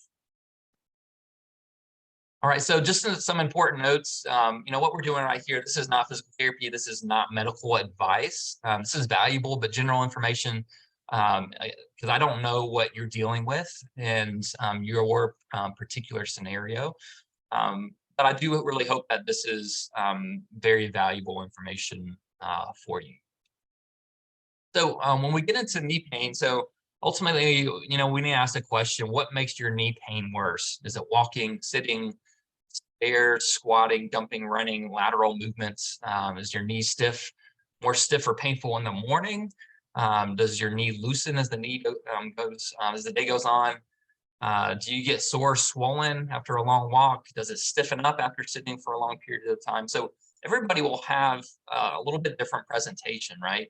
Because of that, we need to take that into consideration for what's going on with your knee pain, and also when we come up with really a solution for your knee pain. So I want to get into a little bit of just understanding of what is the knee, components around the knee, so that we have an appreciation for some of the complexity around the knee. So here's an image showing the bones. So on the main bones around the knee, we have the femur. You can see on my mouse here, that's the main leg bone coming down from your hip. The kneecap or patella floats on top. And then the tibia is your shin bone. And then we also have the fibula. So those are all the bones of the knee. Then we have the meniscus here in the middle. And then we have the ligaments. So one on each side, the lateral, the medial, and then we have your cruciate ligaments, which are the ACL and the PCL. So here is a view inside the knee. So it's a cross section, if we're looking straight down onto your knee, we can see just inside the joint compartments. So we can see the meniscus here on the outside, which helps to kind of deepen just the knee joints. Inside, inside we have the compartment of the knee, which is the articular cartilage. So that's what you see kind of right here, this little circles inside, and we can see the cruciate ligaments that are cut here so that we can see inside the knee. So the top 3 common causes of knee pain. The ones that we're going to go over here, the ones that we see in the clinic, the first one is just general wear and tear. You may consider as part of some arthritis, some wearing of the cartilage. The second one is a muscle imbalance issue. And the third one is some sort of traumatic injury. So first I want to tell you a story about Tammy. I do have a video on this, but I'm just going to give you the cliff notes. So she was a patient I had the opportunity to work with. She's a nurse. She had injured her knee. She actually had a combination of a traumatic injury when she was a few years younger. The surgeon told her that she needed to have surgery, but she really did not want to have surgery because she was going to have to miss work. She had to be on her feet just at the hospital to serve her patients. And she really did not want to go under the knife and have to spend that time out of work. But we were also out of network with her insurance. She had gained a lot of weight and was further deconditioned because of her knee injury and not being able to exercise. And she had been diagnosed with some knee arthritis but in the end, she was able to graduate from our program and overcome these obstacles by going through our knee pain program. And this was, a lot because we found some things that even despite her having past trauma, despite her having some arthritis, we were able to figure out and put together kind of the puzzle pieces for her case to maximize all the areas around her knee to give her the outcome that she was looking for. Ultimately that outcome was she has kids that are high school, college age, and she wanted to be able to get back to hiking. So more than just walking the stairs and walking the hospital floor, but she was at the end of her program, she was able to get back to those activities. Again, even despite the fact that she had had some serious issues with her knee. So I want to share that with you just again, if you have something similar, is to encourage you that many people walk this road ahead of you and have had great results and outcomes. So Tammy was diagnosed with some degree of some wear and tear or some arthritis. So this is a picture showing on the left is just what a normal knee looks like. On the right, we can see the cartilage injury, right? So we can see erosion of the cartilage, some bone exposure, maybe a wearing of the meniscus here too. So this was similar to what likely that Tammy's knee, looked like as well. Osteophytes is just some increased bone growth. So that's all a picture of arthritis in the knee. And the key piece here is just because you've been diagnosed with arthritis, and we'll talk about a few other cases that are similar, it doesn't mean that you can't improve. In fact, most of our clients, because we specialize in the active adults or older adults, most cases we're dealing with some degree of arthritis, and by and large, people improve through our program. Again, despite the fact that they have arthritis, because we'll get into the presentation why. But what we take them through our program helps to really mitigate and minimize the effects of arthritis to give people the outcomes that they're looking for. So John here, he was also in his early 60s, I believe. He was a golfer. He had knee pain, also foot and ankle pain. He had been to numerous doctors and he came to work with us. And by the end of his program, we were able to identify for him, he had more of a muscle imbalance issue, which we're going to get into next, where an unhealthy relationship of muscle strength and flexibility that was creating tension around his knee. It had to do with his ankle and his foot as well. And that's why he was also having foot and ankle pain. A lot of people we find may just have knee pain, but still have a foot and ankle issue that needs to be resolved to take strain off the knee. And that's what John's program involved. Again, it was very different from Tammy's, but we were able to identify just his specific needs to get him back to playing golf. So I'm talking about a muscle imbalance. So these are the muscles around the knee. The previous pictures I showed you more, related to the bone, the skeleton, the ligaments. So what we have to then consider also is how, what's the relationship, what's the health of the muscles that connect into the knee? And you can see we have a lot of them. There's probably, 30 different muscles here listed on this screen. We have the upper thigh muscles, from the front, the posterior leg muscles, the hamstring. So the hamstring is just a generic term for multiple muscles. The quadriceps indicate, 4 muscles that relate to the quad. We have the adductor group, and then we have the leg, the muscles below the knee, the front and the back. And when these muscles get out of relationship as far as their strength and flexibility, it adds strain on the knee. And for many people, even, if somebody has a touch of, some level of arthritis, that when we improve the muscles relationship, that again, the arthritis pain improves. And we're able to make a significant improvement and even for many cases, eliminate pain, even without having without actually changing the arthritis. We can get the outcomes by understanding what's going on around them. So here's just another example. Somebody who we worked with knee pain, and something that we really focus on is just giving personal attention to people. It sounds like something that should be pretty basic, but for most people's experience in therapy is they don't get a lot of attention. They're in just a bigger room with a lot of patients, and the therapist has to bounce back and forth. And the therapist struggles to be able to give that personal attention to their patients because of just the patient caseload. But that's what we really focus on, is simplifying the fact of just giving undivided personal attention so that we were able to relieve, again, this individual's knee pain. So the third case is trauma. So most people on here, if you're dealing with knee pain, hopefully it's not because you've had a traumatic injury here, in the past few hours or the past few days. But what I do find is a lot of people come in to see us, they've had some history of trauma, right? Maybe it was a football injury. Maybe it was, they were a runner. Maybe it was, some sort of sport injury. Maybe they just stepped, in a hole and, their knee popped and they had some sort of torn meniscus or a history of some sort of surgical procedure in the past. And they're dealing with the consequences still from an injury that was never fully rehabbed, right? Their body still compensates because of that injury. And because of those compensations, strain and stress is accumulating at the knee and creating further issues.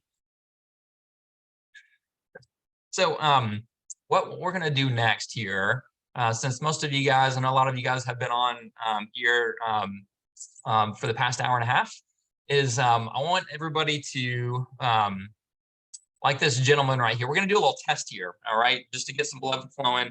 Again, if you have significant knee pain, or don't hurt yourself, don't push yourself if something's going to really bother you. But we're going to do a little test here. And the test is, it's 30 seconds.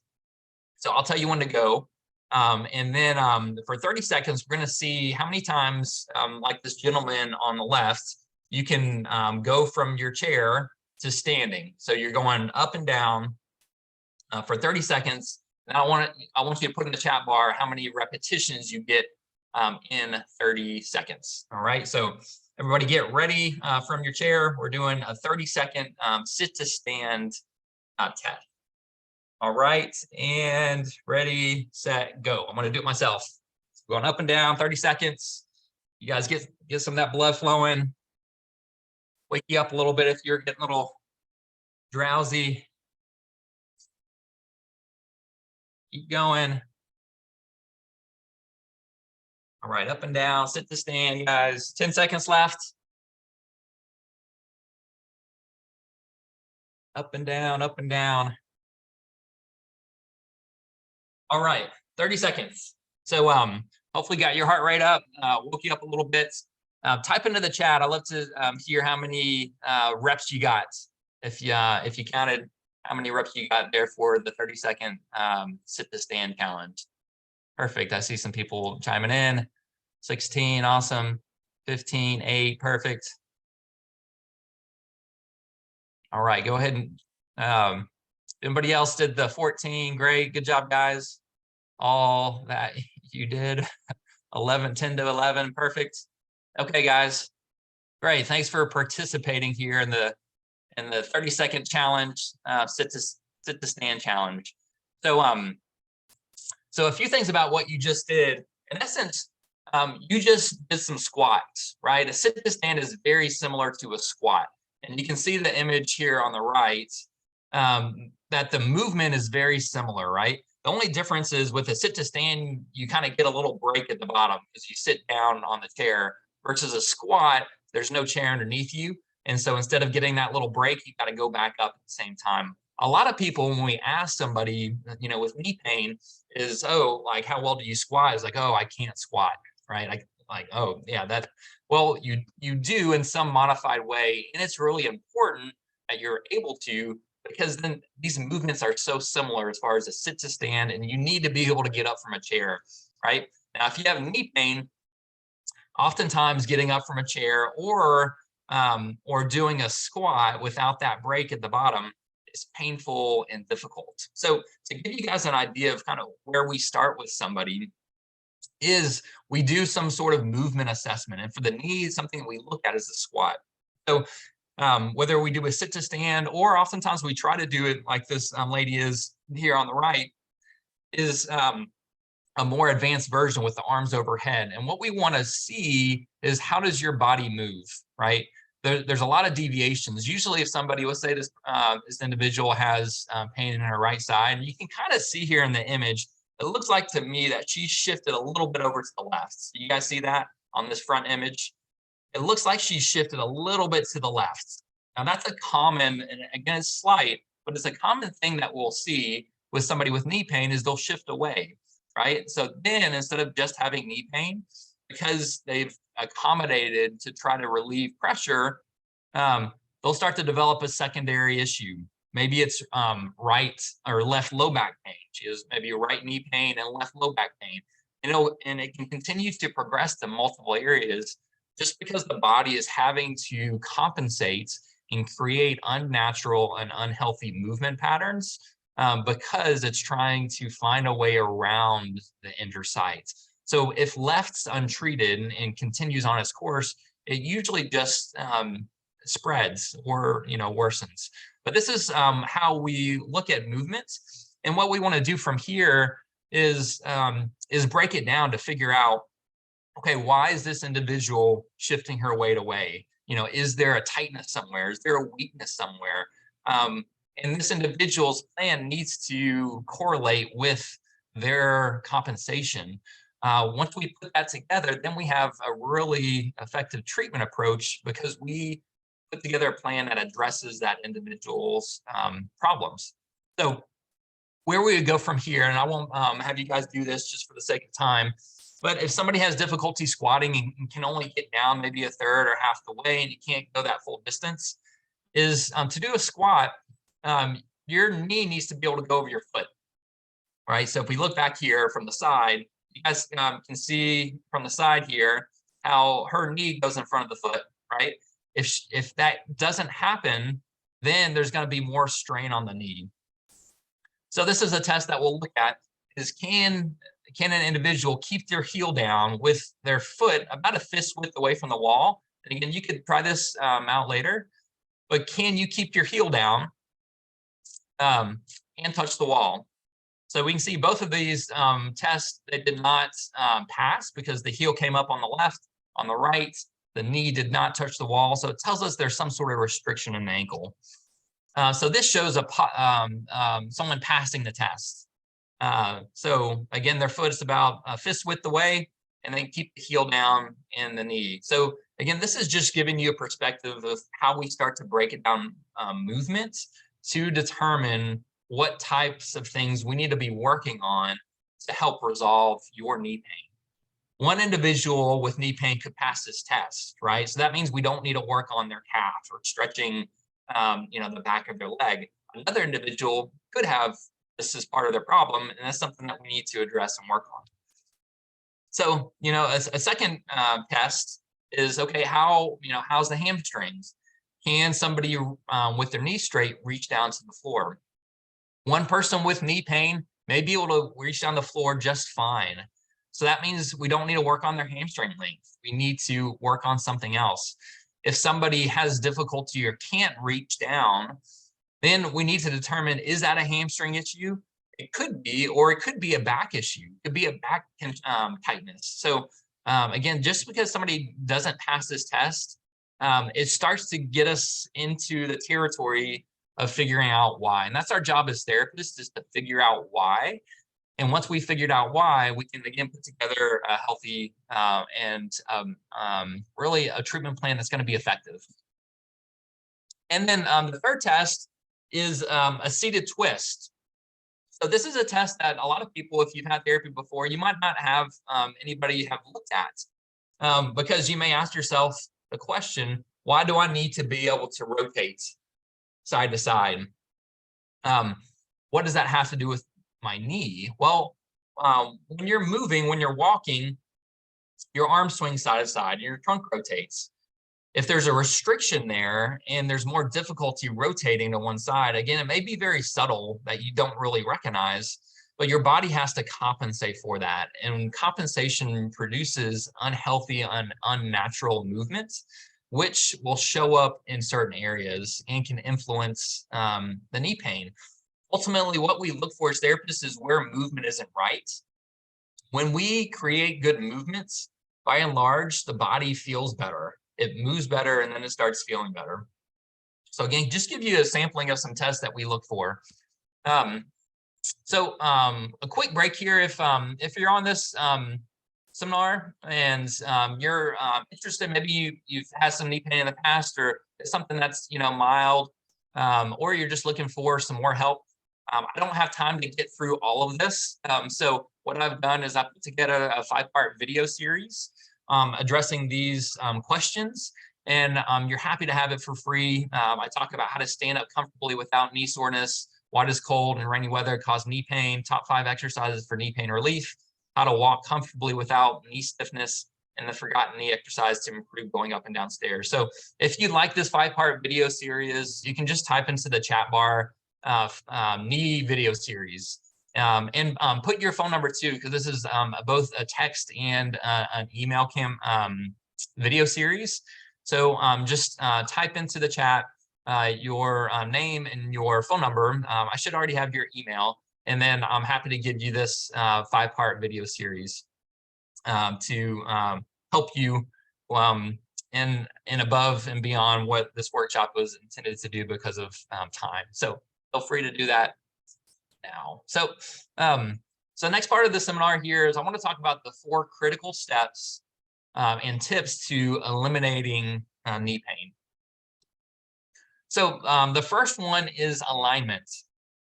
So this shows a picture of somebody with some improper alignments, and we can see there on the left how it's showing here or over here, how when the arch drops, the knee rotates in, the pelvis drops, the shoulders drop. So this individual, they could have knee pain, they could have back pain, they could have shoulder pain.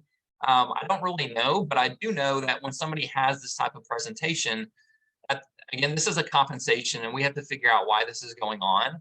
But a lot of times we're going to have unnatural strain and stress, definitely at the knee. And that's more likely to produce some sort of either compensation. Strain and stress also will eventually start to yield some sort of injury or pain. And so we want to correct this. So this is what we call a static alignment, meaning this is the person standing still. We want to see how their alignment is just standing still. Do they pass the test or do they not? So this is one example of how we do that in the clinic. This is a laser assessment of an individual. So you guys can probably see this here but this is what we break down. So we compare side to side. And if you see the laser, how it goes up her leg, you can see on this right side that the laser is more on the outer part of her knee, on her right knee compared to the left. And you can also see down here where her foot is compared to this, this metal rod right here. And you can see that there's less space right here compared to right here. So this is an example of that previous slide, right? Of an individual that has some sort of compensation that's going to have unhealthy amount of strain and stress on her knee. And it's something that we need to correct and improve on. Now as therapists, we got to figure out why this is, because it may be for different reasons. It could be because of a foot issue, it could be because of a hip issue, or some combination in between. But this is what we look at for an individual to start putting the pieces of the puzzle together. And something for knee health, something you need to have is good static alignment. So we already went over this picture, but this is an example of dynamic alignment. So ultimately, what we need to also see is how well does somebody stay aligned as they move? Because somebody could have good static alignment, standing in one place, but as they do a squat or maybe go up and down a stair, how does the knee stay? And what position is it as you're starting to move, even as you walk, right? We need to see good dynamic or movement symmetry to make sure that there's not unhealthy amounts of strain and stress on the knee. So that's the other piece. Part of kind of tip number 2 is improving your dynamic alignment or movement symmetry. All right, tip number 3 is don't be fooled with the easy option, what seems to be the easy option. So these are examples of the easy option: injections, pain medication, resting, giving it a little more time, massage, hot packs, ultrasound, E-stim. Here's a few more: massages, stretching, foam rolling, braces, Advil injections. Now, don't get me wrong. There's it's not that these are inherently bad, but if we're relying on these types of interventions solely, then there's nothing here listed that's going to improve your alignment, your static or movement symmetry. And so the downside with these is, something like an injection. I would anticipate that if you've had knee pain before and you've gone to see an orthopedist, you've been offered a cortisone injection. And if you've received one, there's a very good chance that it took away your pain. However, the injection is going to wear off. And what happens when it wears off? Well, for many people, the pain comes back, right? Because there's nothing that's changed the inherent problem. So as far as how the knee is working, how it's moving, improving the symmetry of movements or that static alignment. And when that hasn't been addressed, then the issue is still there. And given time, it's just going to come back. So it's kind of like if you go to, your car mechanic, and let's say your car's making a noise. So what if the car mechanic offered you a solution that said, okay, I got this substance. I can hear that the sound is coming from this area. And so I'm going to spray this, this lubricant in that area. And I'm pretty sure that it is going to take away the sound. And that it's going to sound much better by spraying this lubricant in that area. Now, it probably won't last, but it'll at least make it sound good for a period of time. And if it starts hurting again, or starts, acting up again, we can repeat this and just kind of spray this lubricant. A question that I would ask is, well, is that really fixing the problem? Or are we just kind of covering it over with kind of a Band-Aid type of treatment? So that's what is offered for many individuals, like when we're just, looking for this kind of easy option.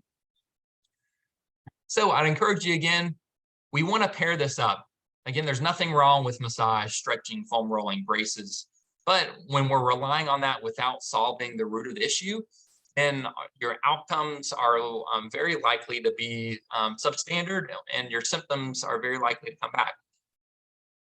So tip number 4 is to do your own research.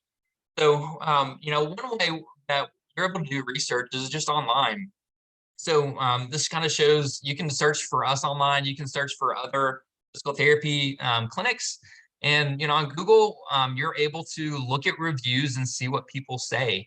And so you don't have to take my word for it.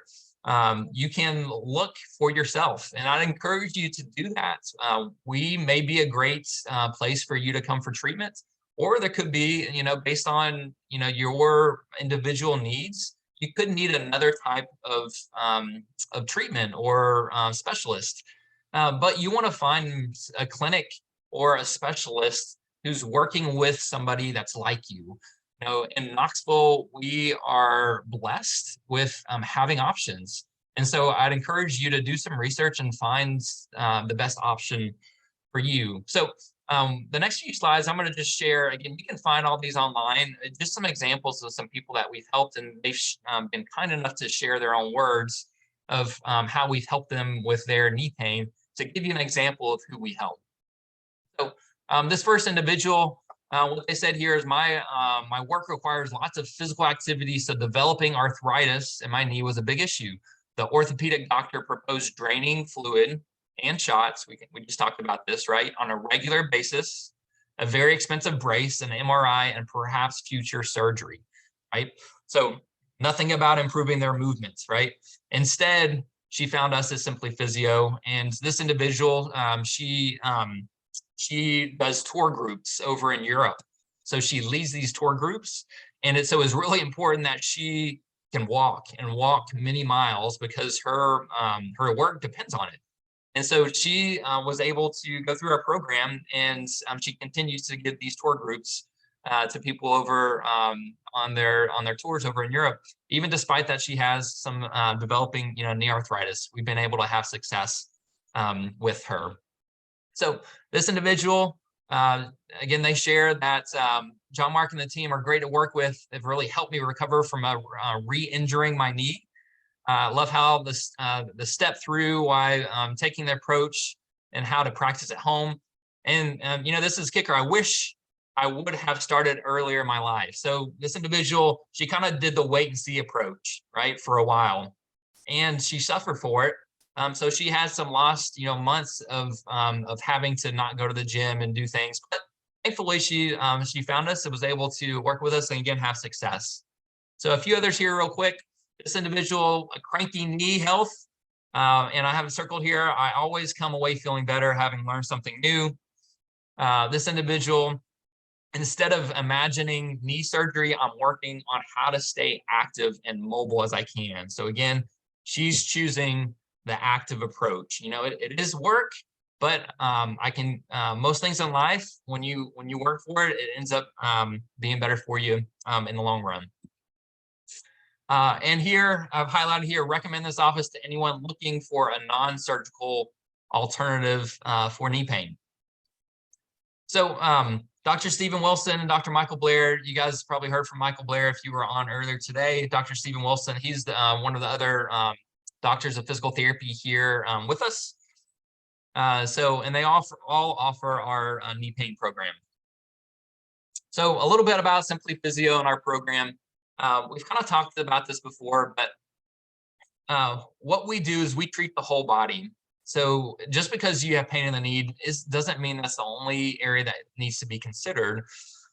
To get the best outcomes, you need to have somebody who looks at the whole body, because movement, when you're going up and down stairs, when you're getting up and down from a chair, it's not just your knee that's moving.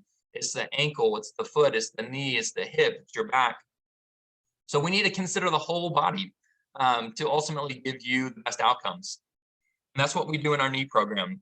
The others is work with a specialist that gets you. I encourage you, don't settle for substandard care. So what we offer with our clients, and again, it sounds pretty simple, but unfortunately, it's something that is hard to find, is a treatment sessions where you don't have to share your time with another individual, and you get that full attention from the therapist, so that we can make sure we're customizing each treatment session for you, and you're not having to compete for your therapist's time and attention when you come in. And that allows us to really customize each session, and so you're not just doing basic exercises that you could be doing at home, and we're saving the time in here in the office for doing the things that you can't do, such as figuring out what's wrong, putting a plan together, giving you the hands-on care, and educating you on what you need to do in between each session. So guys, kind of wrapping up here, if you're currently dealing with a knee issue and you'd like for us to take you through kind of this assessment that I've described, doing the laser assessments, doing the full body movement assessment, doing the squat assessment to figure out what's wrong, then that's what this knee health diagnostic assessment is for. It's for somebody who's fighting a knee aches and pains. Maybe you've had past injuries, maybe you're missing out on exercises, or you're health minded and you want to make sure that injuries don't creep up because you've had frequent episodes. So we put this together, and so we have 5 spots. For this, our space is limited as far as with our schedule, so we do have to restrict this to 5 individuals. So it's first come, first serve, but it is significantly discounted. I believe it's around 80% off for this knee pain diagnostic assessments. What I have on here, so it's typically $249, but it's priced for $97. But we're happy to take off an additional $20 if you let us know in the next 24 hours if you want one, and you're the first 5. So we're happy to take off even an additional $20. So it would be $77 for the knee diagnostic assessment. Again, our space is limited with how many patients we can take on, just because our caseload is pretty full. But if this is something that would be of value to you and you like to go that next step with us, then feel free to just type into the chat bar knee assessment, and I'm happy to save you one of those spots. So guys, in wrapping up here with the workshop, first of all, hopefully that you've learned at least one thing that you can take with you. Understanding the difference in general advice. So, you know, what I've given on this workshop is general advice, right? This is just kind of the nature of a platform, you know, where there's a large audience. But if you want customized advice, that's where you have the opportunity to come in and do that by us doing an individual assessment to figure out what's wrong. No one should get the same exercises and stretches. It just doesn't work this way. So if you've been giving a cookie cutter approach, you may get some benefit from it. But what we do know is for the best outcomes, any type of program needs to be customized to you. If not, there's going to be things that are likely missed. So again, 85% off here for the knee health diagnostic assessment. Feel free to type in the chat if you want one of those. All right. And put in your phone number too if you want one, so that way we can be sure to contact you for one of the assessments. So here's the team, guys. If you guys have any questions, we got some time. Let me see here. I know I got some chats with what we got here. All right. Is there anyone in Minnesota that does what you do? My sore knee and body is from pickleball. Yeah, awesome. So we see a lot of pickleball players, and we love working with pickleball players. If you never played pickleball, if you don't want to get addicted, then don't pick it up because it's an addicting sport. But Jill, I'm happy to. I know I have a lot of connections just all across the country, so feel free to message me kind of what area of Minnesota you are in, and I'll see what I can find as far as somebody in that area. So we also work with people. We have a number of clients that if they don't have somebody in their area, we do offer virtual treatment as well. So either way, I'm happy to either connect you with, you know, if there is somebody locally, or also have opportunity to offer virtual treatment, which is really effective as well. So we got options there. Let me see what else we got. All right. Any other questions here? So chronic IT band syndrome, somebody asked kind of a question of IT band syndrome. So IT band, again, is another tissue. It's part of a muscle that goes into kind of a band that connects to the side of the knee. I will say the thing about IT band syndrome, oftentimes people with what they consider with IT band ends up, you know, a lot of the treatment is focused on is foam rolling, massaging, and loosening up the IT band. And in my experience, it's oftentimes the IT band isn't tight. And the reason they have pain is because of another issue, kind of some alignment issue that gives tension around the IT bands. But we have to take another approach if you've done IT bands treatment just that involves stretching. There's usually more of an alignment issue that once we correct that, then there's no tension on the IT bands. So thoughts on PRP injections for regenerative connective tissue for the knee. So great question, Andrew. So, the whole field of regenerative health is a very interesting one. And I encourage, people is, before going down the route of surgery is, to consider kind of the full options. In regenerative medicine, there's not a whole lot of extensive data to support it. Part of that is because it's relatively new. There just hasn't been time to do really good research in the area. But it doesn't mean because we don't have it that it doesn't help and isn't potentially effective. But I will say that the best combination, because even something like PRP injections, right? The PRP injection is focused on improving some sort of regeneration of potentially cartilage inside the knee, which can be helpful. But the question that I would ask is, why has that cartilage thinned? And is there unhealthy amounts of strain and stress on the cartilage that is causing that pain? If that's not addressed and all we do is some sort of regenerative medicine treatment, stem cell, PRP injections, then you've still kind of missed the point of improving the movement dysfunction, of improving the alignment.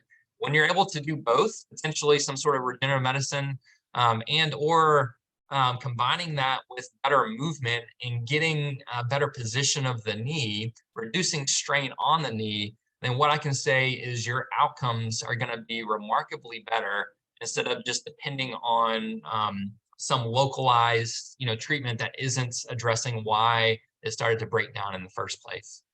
All right, let me see. What are the questions here? All right, hang with me, guys. Awesome. Thanks for you guys' comments. I'm glad this has been enlightening. Luann, get emailing me that. That would be great. Jill, I'm not sure which one. Oh, yeah, the contacts. Sure. I think, Jill, you're in Minnesota, if I'm remembering. Yep. Okay. Any other questions here? Let me check the Q&A. Okay.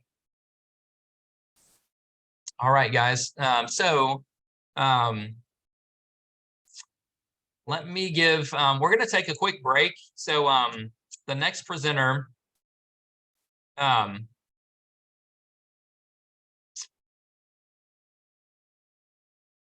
let's see, we're actually, looks like we're on time.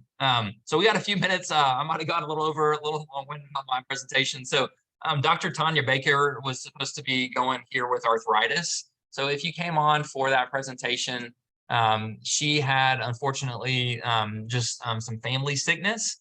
And so she is going to record her presentation and we will get that to you. So she was presenting on the best and safest treatment for arthritis.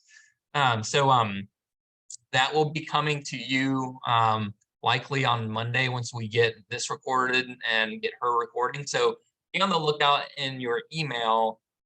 So again, apologize for that. Life happens. She felt awful that she couldn't come on live and do it, but told her, don't worry about it. Be there for your family. Your family needs you right now with the sickness going on, and to not worry about this. And so she's going to record that and get to us with that. So we'll get these started here in just a minute. So if you want to stand up, take a quick break, and Julie Callis will be coming on here in just the next minute.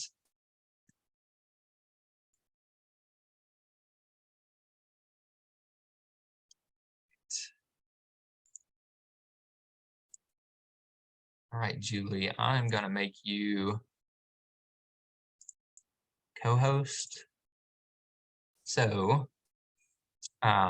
you should be able to come on now and share your screen, Julie. You can test that out. Got it. I'm here. Okay, let me stop sharing my screen so you can share yours. Okay. Right. I got to remember my camera's up there, not.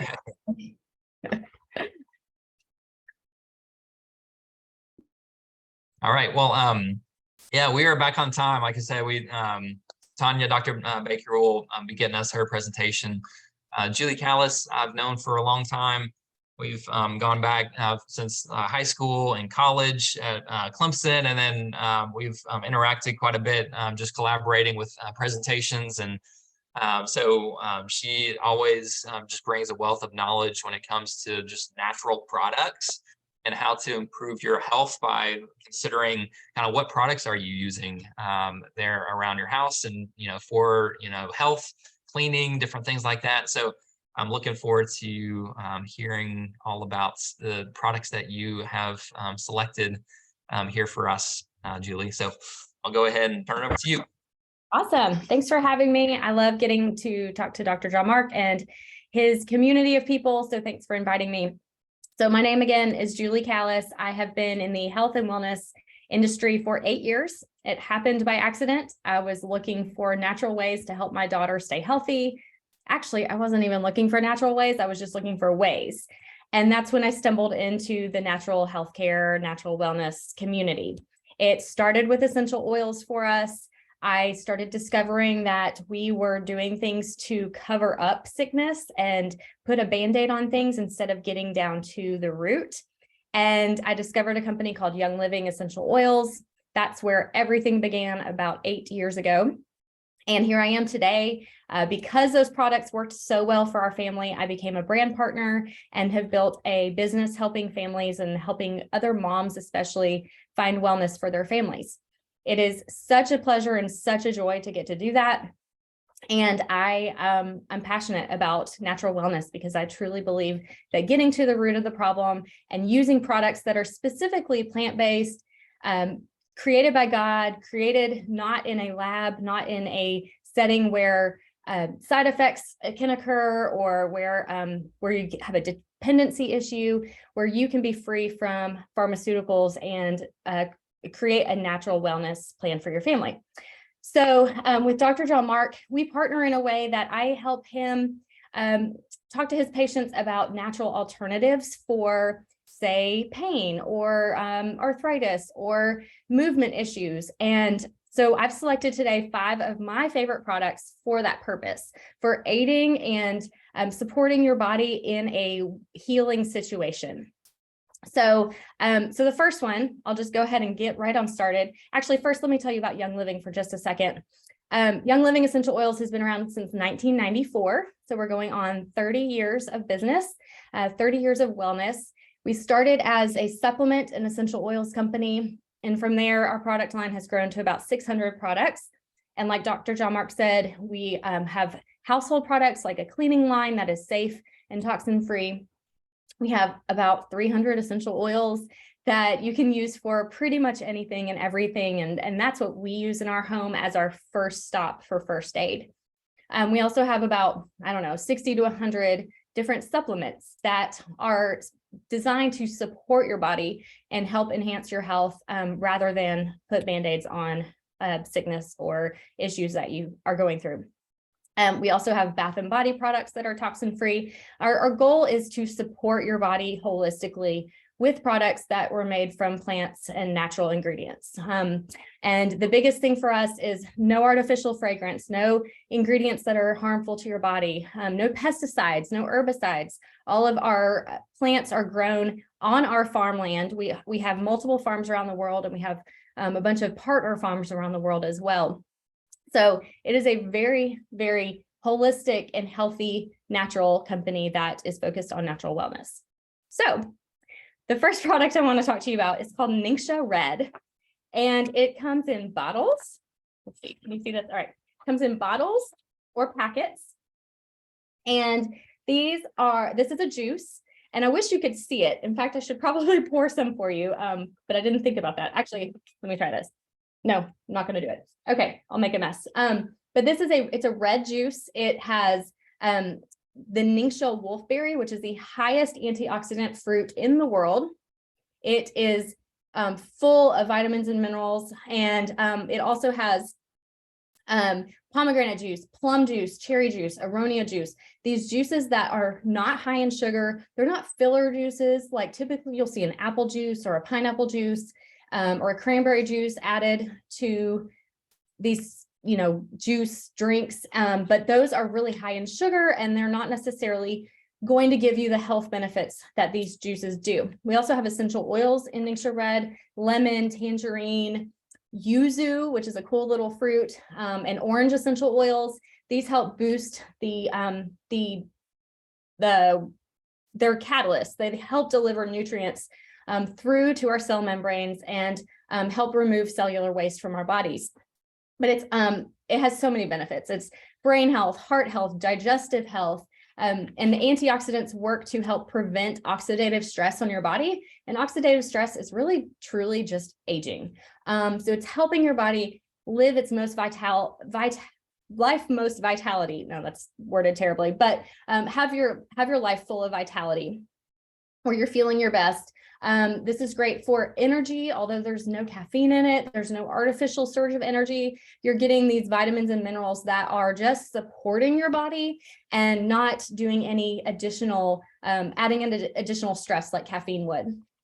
I'm going to read to you this list of what 1 ounce of Ningxia Red can do for your body. It's the equivalent of 4 pounds of carrots, 2 quarts of carrot juice, 8 oranges, 1 pint of orange juice, 2 pounds of beets, 2 cups of beet juice, 3 raspberries, and 3 cups of raspberries and 2 cups of blueberries combined. So the antioxidant power of all those amazing fruits and vegetables combined. It is rich in vitamins and minerals and amino acids and all of these things that help your body stay strong and stay well. We do it in our family for immune support to help keep us healthy, especially during these fall and winter seasons where there's a lot of sickness going around. And I also drink it. I call it my multivitamin. It helps protect my body against that stress that can come with injury, and helps my body heal faster when I do have something going on. So I recommend this as a first run in the gate when you're wanting to make a healthy, natural step in your wellness. And it is great just for supporting your body all around. Now, the second thing I want to talk to you about is actually CBD. I don't know if you've heard about CBD. It has a very, I would say, controversial place in the wellness marketplace and the wellness community. I was not really interested in CBD until Young Living brought it on as one of our products 4 or 5 years ago. I'd heard, it's one of the things you can buy in a gas station, right? Like, I'm not really interested in that for my health. But the more I learned about it, the more I realized this is something, when it's done well, is very, very good for supporting healing in your body. So the CBD primarily interacts with the ecocannabinoid system in your body. We all have it. It's the thing that regulates appetite, pain, mood, memory, all of the things in our body that these ecocannabinoid receptors are everywhere in our body. I have some notes because this is kind of technical.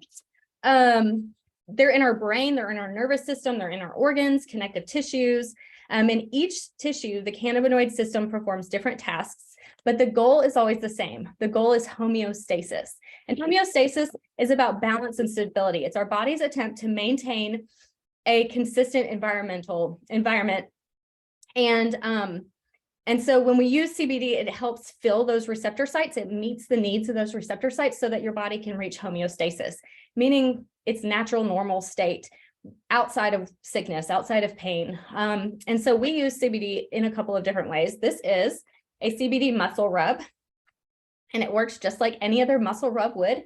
You apply it directly to your muscles and you wait and you enjoy the benefits. This is extremely popular. I have an uncle who is not, actually, he's more and more into wellness, natural wellness, but not super interested in it. And he is an athlete. He loves to work out and does the really intense workouts, and he will not go without this. And so that's a true testimony to me, because he's not somebody who goes gaga over certain products, but he will not go without his CBD muscle rub. I have used it frequently over the last few years, and I make sure that I always have a bottle of it. CBD also can come in dropper form. Now, legally, we cannot recommend that you use it internally because the FDA has not approved CBD for internal use. The main reason is because it is not regulated. You can have CBD in just really, really bad sourcing, really, really bad. It's just not, a lot of CBDs are not produced with ethical practices. And so I wouldn't want to ingest most CBDs on the market, but this one, I know where it comes from. I know the farmland that is used has never been used for tobacco crops. Sorry,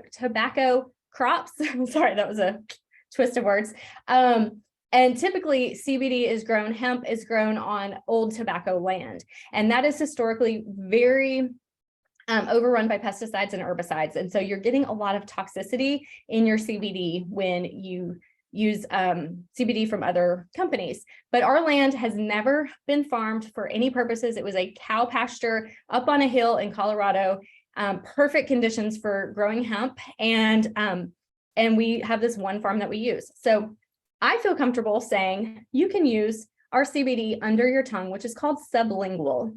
And sublingual actually is not an internal use technically. It's technically a topical use because you're applying it to the inside of your mouth. You're not swallowing it necessarily. I mean, eventually you're going to swallow it. So this is great also for pain. It's great for emotional support. It's great for digestive support. There are so many uses for CBD. And this is just one great tool that you can have in your toolbox. So our CBD is fantastic and I highly recommend it. And price-wise, it's very comparable to the other good, solid CBD companies around the world. All right, my next one is called Agiles.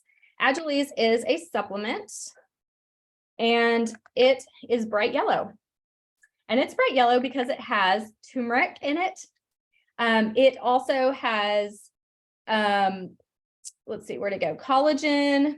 It has glucosamine. It has these ingredients in it that you recognize as common anti-inflammatory ingredients. It also has several essential oils in it, including frankincense powder. Frankincense is extremely antioxidant and also anti-inflammatory. It has copaiba, wintergreen, clove, black spruce essential oils. Those are all also anti-inflammatory. They're also healing. They're going to give your body the boost that it needs for healing. Agiles is marketed as supporting healthy cartilage and joint function. It's really helpful if you're looking for greater mobility and flexibility, if you're an athlete, or if you're just trying to move around and feel comfortable moving better. And we love Agiles. My husband has used it quite a bit. My mom uses it quite a bit, and I have a whole bunch of customers who swear by it. If you're looking for a turmeric, I know turmeric is very popular in the wellness movement. We have a turmeric powder that is mango flavored. So it doesn't have that very spicy mango taste or spicy turmeric taste. This again, great for inflammation, great for immune response, joint health, mobility, recovery after physical activity. It has turmeric in it. It has frankincense resin in it and ginger. It supports your body's response to inflammation. And I would typically use this. I would mix it in with water. You can stir it in. You can shake it if you have one of those shaker bottles. You could add it to your hot tea. You could add it to your Ningxia Red, which a lot of people do. And this is a great one. It's also really well known for its digestive support. So if you have digestive issues, it's called golden turmeric. Golden turmeric is extremely effective. Okay, last one that I wanted to share with you is called Deep Relief. Deep Relief is an essential oil roll-on. Essential oils come in all different types and varieties, and these roll-ons are really handy. So if you look at the bottle, it has this roller top on the top. Do you see that? And so any place that I'm struggling, I get on my thumb, I get that probably arthritis, but from typing on my computer all the time. And so there are days I keep one on my desk by my computer that I will apply it directly to my thumb here for relief of that arthritis pain. It's also great on shoulders, knees, elbows, really anywhere, headaches. This is my go-to for headaches as well. So anytime you're looking for just a quick relief, this is great. It feels on your skin like an icy hot would. So you feel that icy tingling. It's great for after a workout. And you can apply that as many times as you want. There's really no limit on how much you can use for deep relief. So I do have an offer for you. If you're interested in any of these products, I would love to help connect them to you. I would love to help you get these products in your home and start using them. If you're interested in other products from Young Living, like our Thieves Essential or our Thieves household cleaning line, which is our cleaner, we have a kitchen and bath scrub, we have a veggie wash, we have a whole line of toxin-free cleaning products. If you're interested in essential oils for everyday use, for sleep, for digestion, emotional help, on and on and on. I'd love to connect with you and help you get those products into your home.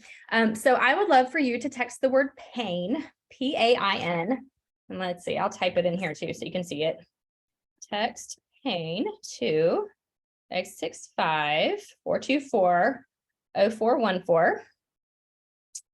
And I will get you some more information. I'll send you a link to all of these products so that you can look at them and you can get a feel for what they're good for and what you would use them for. And if you purchase through me anytime in the month of February, I will send you this reference book. This is an essential oils field guide. And when you open it up, it will give you all the information you could possibly want to know about essential oils. And it's really, really interesting. But then there's a section in the back, like the second half of the book is a guide for wellness and natural healing and natural wellness. And you can look up pretty much anything you want in here, like bursitis. There's a page here on bursitis. If you are struggling with bursitis pain or arthritis or any kind of pains, it gives you recommendations for essential oil products and for Young Living supplement products to use. It will give you uses for how to use them and why to use them and what those essential oils will do for you. Pretty much anything you want to know, you can look up in this book. So this is about a $25 value, and I would put it in your hands as a thank you for shopping through me in February, and I would be happy to do that for you. So that is my offer, and I would love to answer any questions if anyone has any questions. You can just stick them in the comments.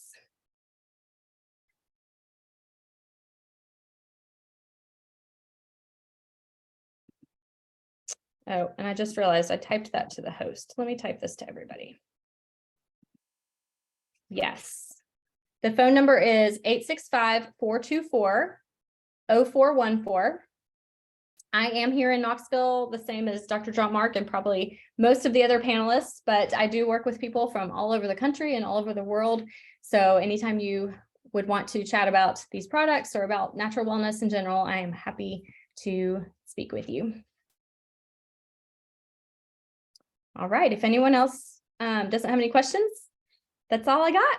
Thank you so much again for the opportunity to speak and share with you guys today. Yeah, thank you, Julie, for coming on. So we got a few minutes here before Andrew comes on. So feel free if you want to take a break. We'll get started here in about 5 minutes with Andrew Henderson, Fitness Together. His presentation is Building Strength After 50, the Essential Guide. So make sure you come back for that presentation that we have coming up in around about 5 minutes.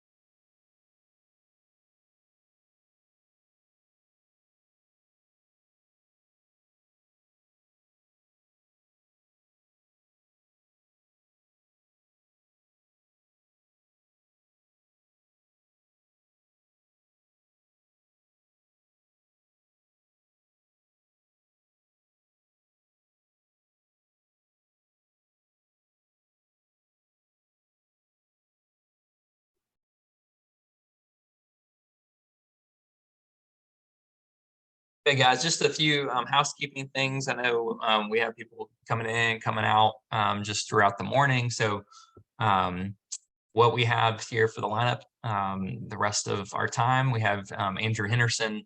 He'll be up next talking about building strength. Then after him, we have living with clean water, utilizing rainwater harvesting with Daniel Rochat.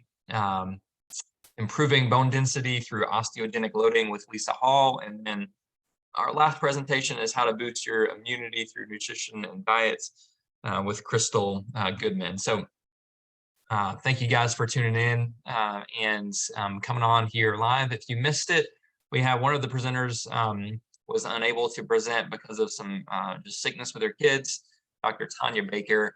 She was supposed to be on at 10:15 talking about the best and safest treatments for arthritis. Dr. Tanya Baker is a local rheumatologist, an expert in arthritis. So she will be getting that presentation to us, recording that. And so all of these presentations will be recorded, and I'll include also just contact information in an email, probably be out on Monday. So stay tuned for that email, where if you missed any of the presentations and the one about the best and safest treatments for arthritis will be included in that email.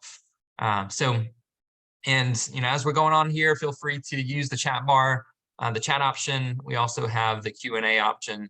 So either one of those are great just to interact with the presenters. We want this to be a very valuable seminar series in the Health Summit. And one perk again of coming on live is you can have your questions answered and just dialogue, interact here with the local experts. So take advantage of that here while you're on the chat bar. Anything that you go in there should just go to the host and the panelists. So you can use that as you with that option. So I'm gonna welcome Andrew, let him come on just a few minutes early. Andrew, if you're ready.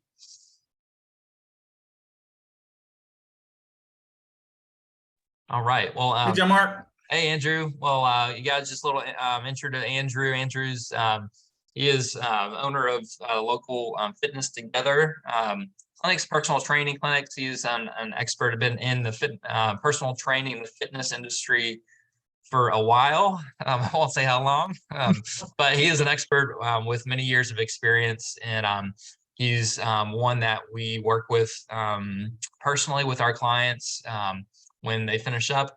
We love to get him going over with his group over at Fitness Together because they really have a similar model where they just help people to get fit, stay fit, get stronger, and they do it in a setting that where you get just the full attention of the personal trainer. And so know many of the trainers too. I actually just saw Mac Andrew yesterday at a school, an elementary dance. So they got great staff, 4 clinics around town, and just offer some great services if you need that. I'm sure he'll talk more about. But Andrew, go ahead and I'll pass it off to you. All right. Thanks, John Mark, for organizing this event. And I've been on since 8:30 and really impressed with all the information we've learned so far. John Mark and I probably met each other a few years ago when he first started his clinic out in Farragut, and we've been collaborating ever since then. We kind of collaborate, put our heads together with certain patients that maybe need to continue an exercise program after they've been released from physical therapy. And when we have clients at our personal training studio that are dealing with aches and pains, we will often refer them to John Mark and his team to get a more thorough evaluation of what's happening. So our trainers will know how to best go about developing a program that's safe and effective for them. So John Mark and his team have been a real resource for us. And when he asked me to participate in this again, I jumped all over it. So what I wanted to talk about today in particular is strength, and especially for those 50 and over. I'd say over half of our clients are probably above 50. As we get older, that becomes more and more important. But first, we'll just kind of start with who I am. And again, my name's Andrew. I'm a certified personal trainer through the National Association of Sports Medicine. I've been a trainer for almost 27 years now, and I've been an owner or co-owner of Fitness Together since 2007. But most importantly, hang on a second, guys. Sorry, I'm having some issues here. Hey, Andrew, you still have, if you wanted to put it in like a slideshow, I'm not sure if you like that option better. Yeah, I thought I did. Yeah, it's not in the slideshow option. Okay. I think that's why it's giving me a little trouble. Yep, I think we got it now. Thanks. There you go. Yeah. Apologize. Yeah, still a PowerPoint rookie. But most importantly, the reason I'm qualified to speak about fitness over 50 is, well, I'm chronologically qualified. And here are a few pictures of me celebrating my surprise 50th birthday with my lovely bride, Sarah. And me doing some things late at night that definitely interfered with my sleep patterns that night. That's me singing on stage with one of our favorite local bands, Soulfinger. One of the reasons I exercise, and I've been an avid exerciser for so long, though, is because I like to live a very active and fun life. And I feel like if you put the time and invest the energy into your fitness, it lets you do the things that you want to do for a long time to come. And like John Mark said earlier, you know, I can talk about Fitness Together and what we do, but I think the voice of our client says a lot more than what I can say. And you'll see many of these testimonials here come from people who are in their 50s, 60s, 70s, even in 80s, and doing things that they never thought that they could do. I love that top testimonial. She started out overweight and sedentary, and now she's literally climbing mountains. And that's from Emily Vreeland. She actually leads a group of hikers who go up into the Smokies every Wednesday morning through her church group. So we're really proud of the results that we get for our clients, and just a little bit of the, the background as to why I became an owner of Fitness Together. I'd worked at a gym in town for years, for 10 years, actually. It was a great experience, but what I found is that there are so many other people who are not comfortable going to gyms or health clubs because they were embarrassed, because they didn't want to deal with the hassle of parking, walking in, checking in, going to the locker room. It was not convenient. And so with Fitness Together, we strive to be convenient, efficient, and to make everyone feel comfortable, especially people who are maybe new to exercise or haven't exercised in a long time. I want to start off with kind of a testimonial, not just to brag about us, but more importantly, hopefully to motivate and inspire everyone listening. This is Sue Welburn, one of the clients at our Bearden location here. Hi, I'm Sue Wilburn. I'm 63 years old. I've been coming to Fitness Together for about a year and a half, and I live here in Knoxville, Tennessee. January of 20, I had lost my job to some unforeseen circumstances, and the next week I was diagnosed with breast cancer. Fitness Together has helped me in so many ways. My energy has increased. It helped me fight fatigue, which is a huge side effect of all the treatments that you undergo. And the other issue would be joint pain. It helped me stay flexible and not incur so much of that. I have improved in strength and endurance. I can open up jars myself now and lift boxes, and I like that for being independent, and I don't have to depend on somebody else. I think it's also helped my mental health. I am so much more positive and optimistic, and just overall feel much better. Probably maybe as good as I've felt in my life. I have lost probably about 20 pounds.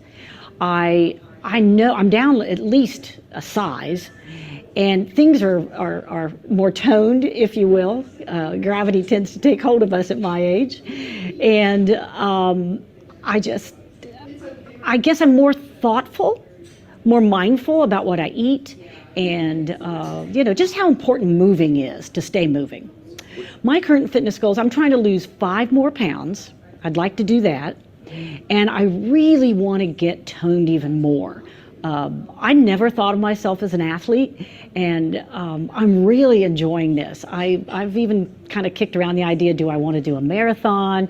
Do I want to try to do some kind of a senior fitness contest or something like that? I don't know, I'm just having fun. I would highly recommend it, Fitness Together, for people my age, and I'll tell you why. It's sometimes very intimidating in a gym. There's a lot of young people around and they already have fit bodies anyway, and they know what they're doing. I didn't have a clue the right way to lift weights. I didn't know how to do any of the things that we even do on the floor. So that has been so helpful. But I'd also share that it has kept me accountable. I'm not sure I would be where I was at today if I didn't have the one-on-one coaching that I've had with Fitness Together. Hi, I'm Sue Wilburn. I'm 60. Cool. So enough with the shameless self-promotion for a few minutes anyway. So why is strength training important, especially for people over 50? Well, as one of the earlier presenters spoke about, there's a really strong correlation between your strength and your longevity. There's some more research that shows that those who did a combination of both aerobic and strength training were 46% less likely to die from cardiovascular disease and 28% less likely to die from cancer. So those are some pretty compelling numbers. In the Journal of American Medicine Association, there's an article where they tracked 452 men, a pretty good sample size for 12 years. And it was found that people who did consistent weight training had a similar reduction on cardiovascular disease as those who did aerobic training. The American Diabetes Association has also recognized strength training as an important part of blood sugar regulation. And so we know now that by adding lean muscle mass, your body will become more sensitive to insulin and you'll have a better control of blood sugar. So it's not just for strength, it's not just for aesthetics. It's for your overall health and really adding on years to your life and adding life to your years. And one other important thing too, as we age naturally through hormonal changes, we will typically lose anywhere from 3 to 5% of our muscle mass every decade if we don't do consistent strength training. And so if you add that up over 3, 4, 5 decades, well, then we'll get significantly weaker if we don't do something to do it. And so the old adage of use it or lose it is absolutely true, and why it's so important that we continually stay strong. So I look at strength first for function, right? So what are the things that we want to do every day that involve strength? And how can we design programs in our strength training facility, Fitness Together, to better carry over to your everyday needs? I think we owe it to our families, to our loved ones, to our employees, whatever your situation is, to stay strong, fit, and healthy. So whether we're a young parent and needing to take care of our child, but we need to have the energy and stamina to get through a busy day and still be attentive to them, or maybe you're in that sandwich generation where you're caring for a parent now, and you need to have the strength and mobility to be able to help your parents up and down out of a chair or out of bed. We've been there. You investing that time in yourself will make you a more valuable asset to everyone else in your life. And I know my sister in Pennsylvania is watching right now, and she can attest firsthand to how hard it is to take care of an elderly parent. She gave my mom quite a bit of assistance as she was in her final days, and that takes a toll on your body unless you're ready for it. And then fun. I think life is meant to be fun. If you have a strong, fit, healthy body, it lets you do the things that you love to do with the people that you love spending time with. So the stronger you can stay, the more options you have, the more things you can participate in. And for me anyway, that's the whole point of this thing we call life, is to experience as much as possible and have as much fun as possible. And investing that time in our bodies and specifically in our strength is the best way, the best investment I know to get the most out of life. And then finally, there is the confidence, right? I think when I started really getting into strength training was in high school, and I started doing some weight training during the off season for soccer. When I came back for my final year of soccer, my soccer coach said, "Andrew, you look great. You've been really working out, I can tell." That's the first time I ever really took pride in my own appearance. So if you all remember the old Charles Atlas advertisement with the scrawny wimp who got sand kicked in his face, and then he ordered the Charles Atlas program, and then came back and put that bully in his place. It's kind of funny, but it's also true. Strength training makes us look at ourselves differently. It improves our confidence. It's been shown to be as effective as counseling or medication in treatment of depression. I mean, exercise truly is medicine, and I want you to walk away with that message today, if nothing else. So now I'm going to go into the things that will help you get the most out of your strength training. At Fitness Together, we start with every client starts with a thorough assessment. We do that because A, we want to see how much progress you're making, and we want you to see that progress so you stay motivated. B, it gives us the information we need so we can continually redesign your program to continually maximize your results. And C, it makes sure that we're doing the right exercises for you and avoiding the wrong ones, because the wrong exercise program can hurt you, especially as we get older. And so that's why we've collaborated with people like John Mark, so we don't do the wrong exercises and we do the things that are best for you. So again, some things that you want to focus on are making sure that your body is ready for exercise, tracking progress. Some of the assessments that we use are push-up test, a wall sit test to measure your lower body muscular strength and endurance, a plank test to make sure that you have sufficient core strength to stabilize your spine, and then several other cardiovascular and strength assessments as well. We want to progress from mobility, so your bodies and your joints should work well through a full range of motion, as full as possible. Then we focus on building the deep core muscles of your spine, of your hips, and then we graduate you to more of a traditional strength program. So following that process is really important to avoid injury, to avoid frustration, and to get the most results possible out of your program. Work on your flexibility and mobility first, then work on your stability. That's basically your body's ability to stabilize itself through different positions. And then we graduate to strength. It's like the house. You have to have a strong foundation first before you throw up a three-story house on top of it. These are some of the screens that we use. This one on the top left is an overhead squat screen. You probably saw that in John Mark's presentation. We use a hurdle test to measure single leg balance and stability. We look at shoulder mobility and flexibility to make sure we don't put your shoulders in positions where they could be hurt. We measure your hamstring and lumbar flexibility with the trunk flexion test. If any of you ever took the President's physical fitness test, you might remember that as kind of like a toe touch test. We also want to see how well your spine extends, so we'll have you do a spine extension test. And then finally, we like to measure your grip strength, because we do know that grip strength is highly correlated with longevity in life, and it will be really valuable in some of our exercises as well as everyday living. The second tip I'm going to give you is to focus on big movements. If you're looking to get strong, you have to use big movements, big muscle groups. So we like to focus on what are called functional multi-joint movements as your primary exercises. Think of that as your meat, potatoes, and vegetables. And then your bicep curls and your crunches, those are kind of like the dessert that you get to do at the end of the workout if you ate your meat, your vegetables, and your salad. So things like squats and lunges, awesome for your legs and lower body strength. Deadlift, a great compound movement. And you saw that earlier in the presentation, how it can be used to actually strengthen and rehabilitate your back. Horizontal pressing patterns, things like push-ups, bench presses, horizontal pulling patterns, things like rows, reverse flies, great for working the upper back and the back of your shoulders. Vertical pull movements, pull-ups and pull-downs to help strengthen your lats.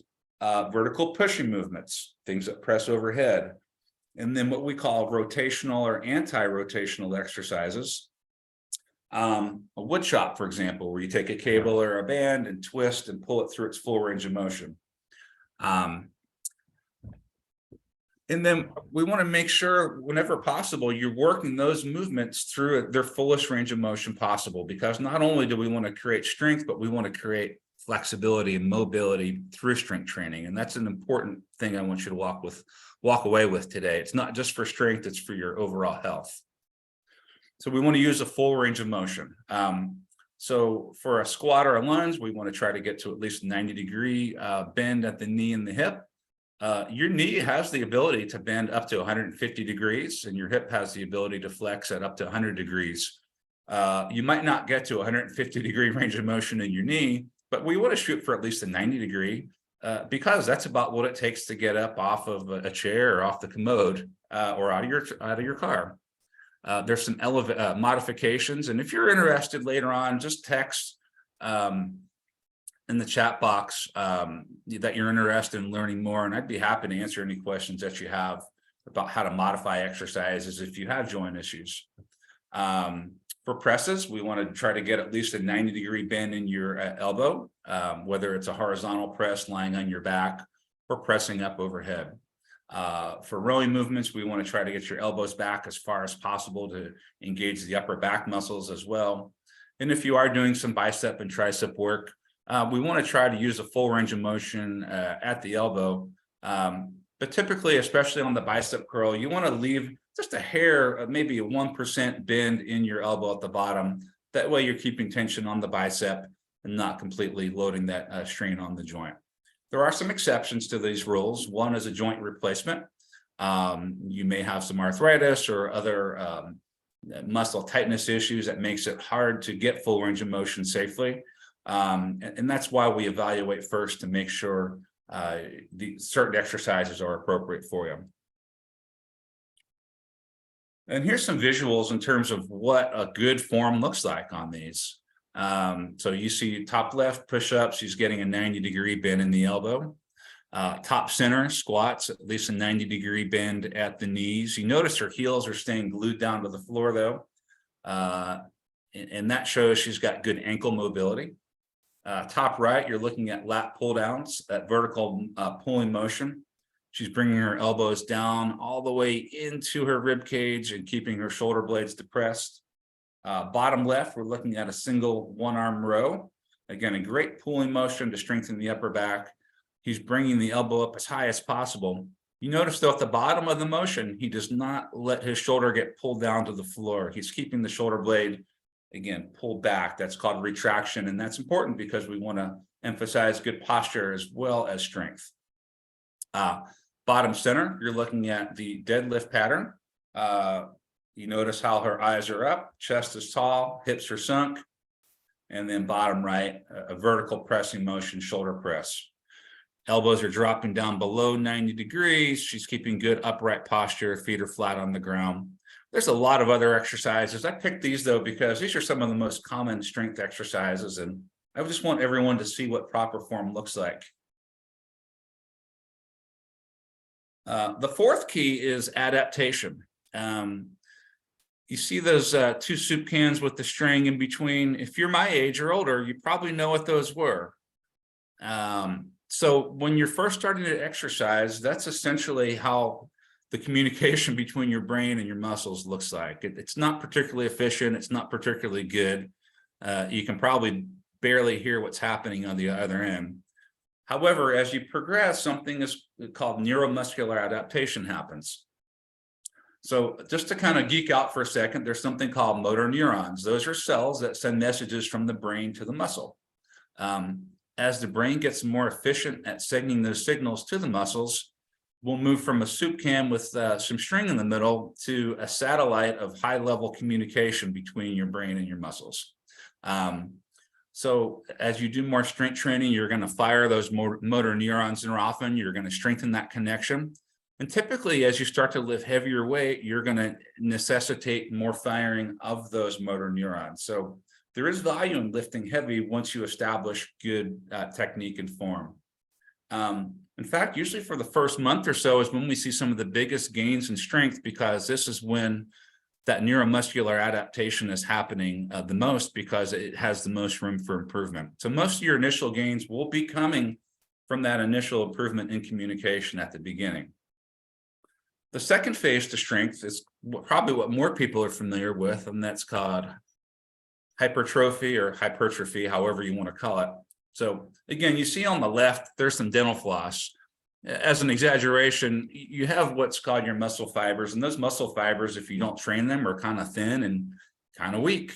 The goal of strength training is to make those muscle fibers thicker, and that process is called hypertrophy or hypertrophy. As you continue to strengthen the muscles by challenging them through weight training, and then allow those muscles to recover through something called protein synthesis, the muscle fibers will get thicker and thicker and thicker in diameter. They'll be able to become stronger, more resilient. But this takes years and years and years. It doesn't happen overnight, but it will start to happen with consistent strength training. For it to really happen effectively, you also need to have an adequate amount of protein in your diet, because protein is the primary source of the amino acids that actually help to facilitate protein synthesis. That's why one of my recommendations is to try to get some sort of a protein combined with carbohydrate, usually within 30 to 60 minutes after a heavy strength training session, so you can start that repair process right away. More importantly, though, is that you get that protein throughout the entire day, and I'll give you some recommendations for that in just a second. So some tips to keep your muscles adapting.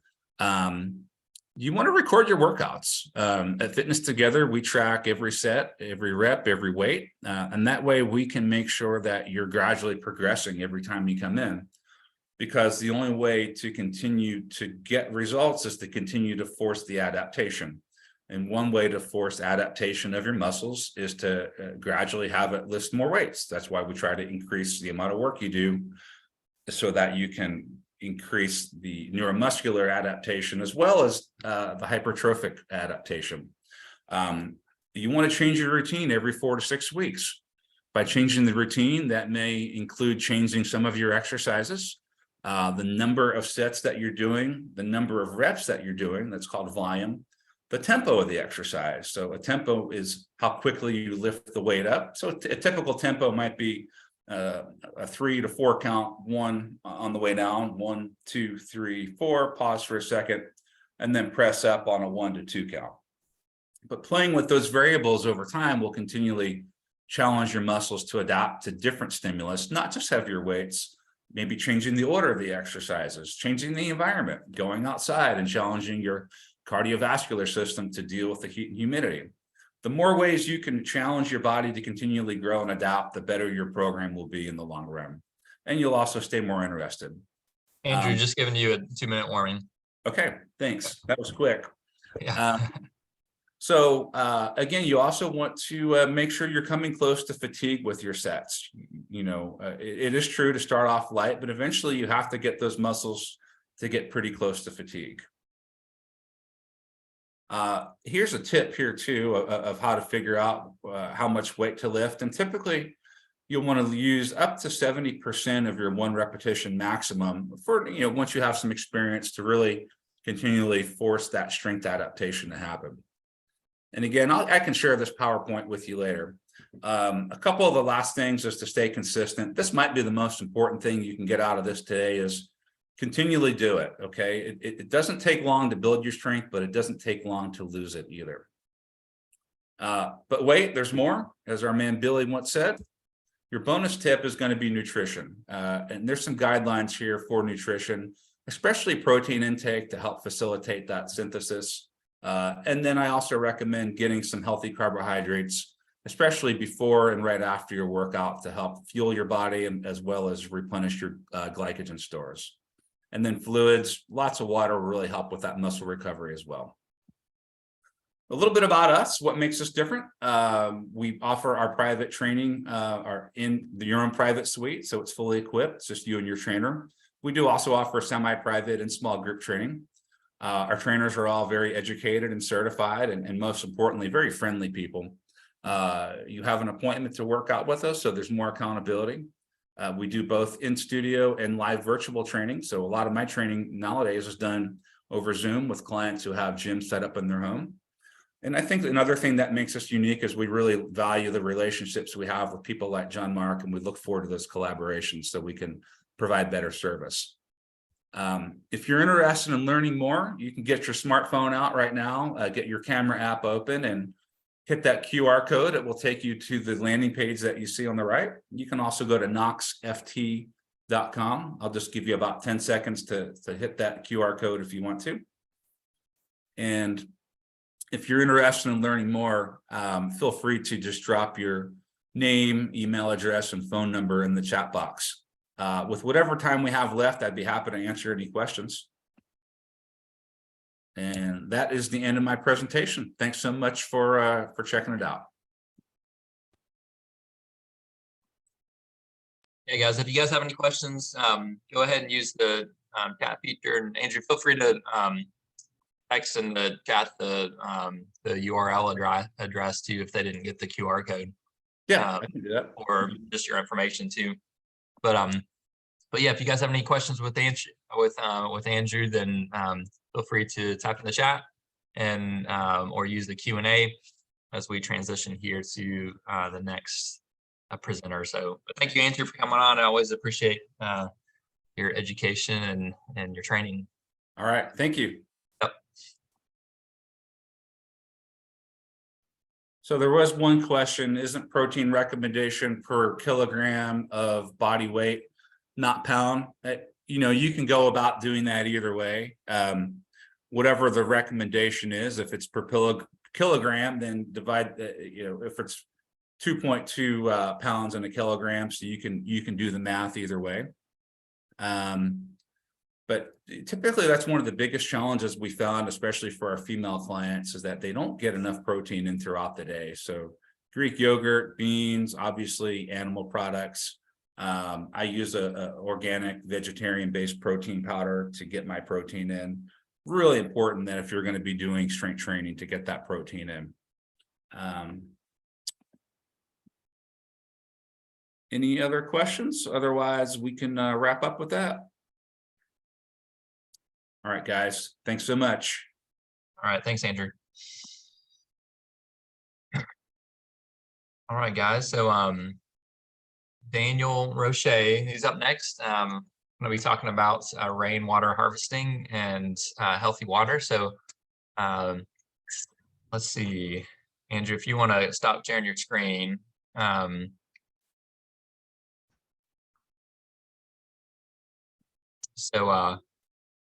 There you go. So Daniel, I think you should be able to log on and perfect. Share your screen. All right. Well, yeah, Daniel, he's been on here before. This is a different presentation here talking about rainwater harvesting. So something that's maybe you've heard about, maybe you haven't, but if not, then I'm really looking forward to hearing this presentation, Daniel.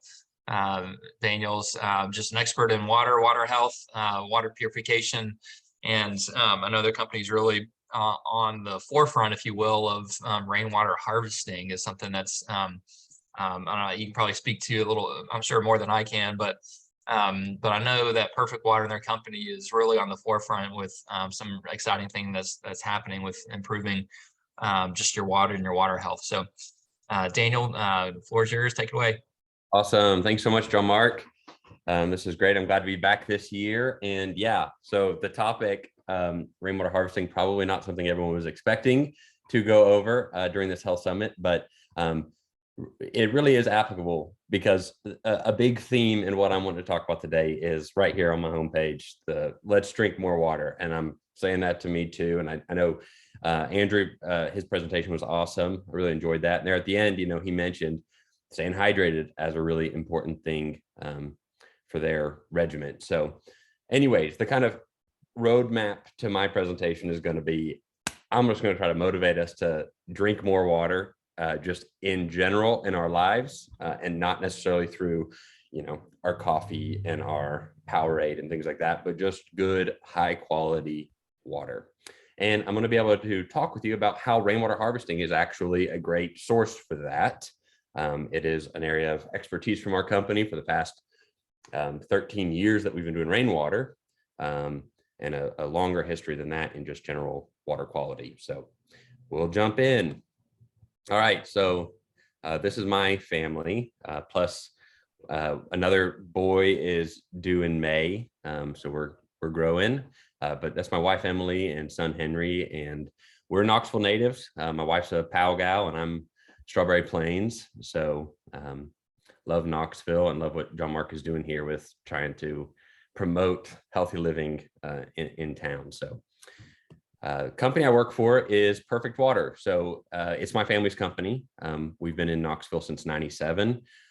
Started as strictly Water purification, water filtration, treating all kinds of water sources in East Tennessee, springs, wells, city, lakes, you name it.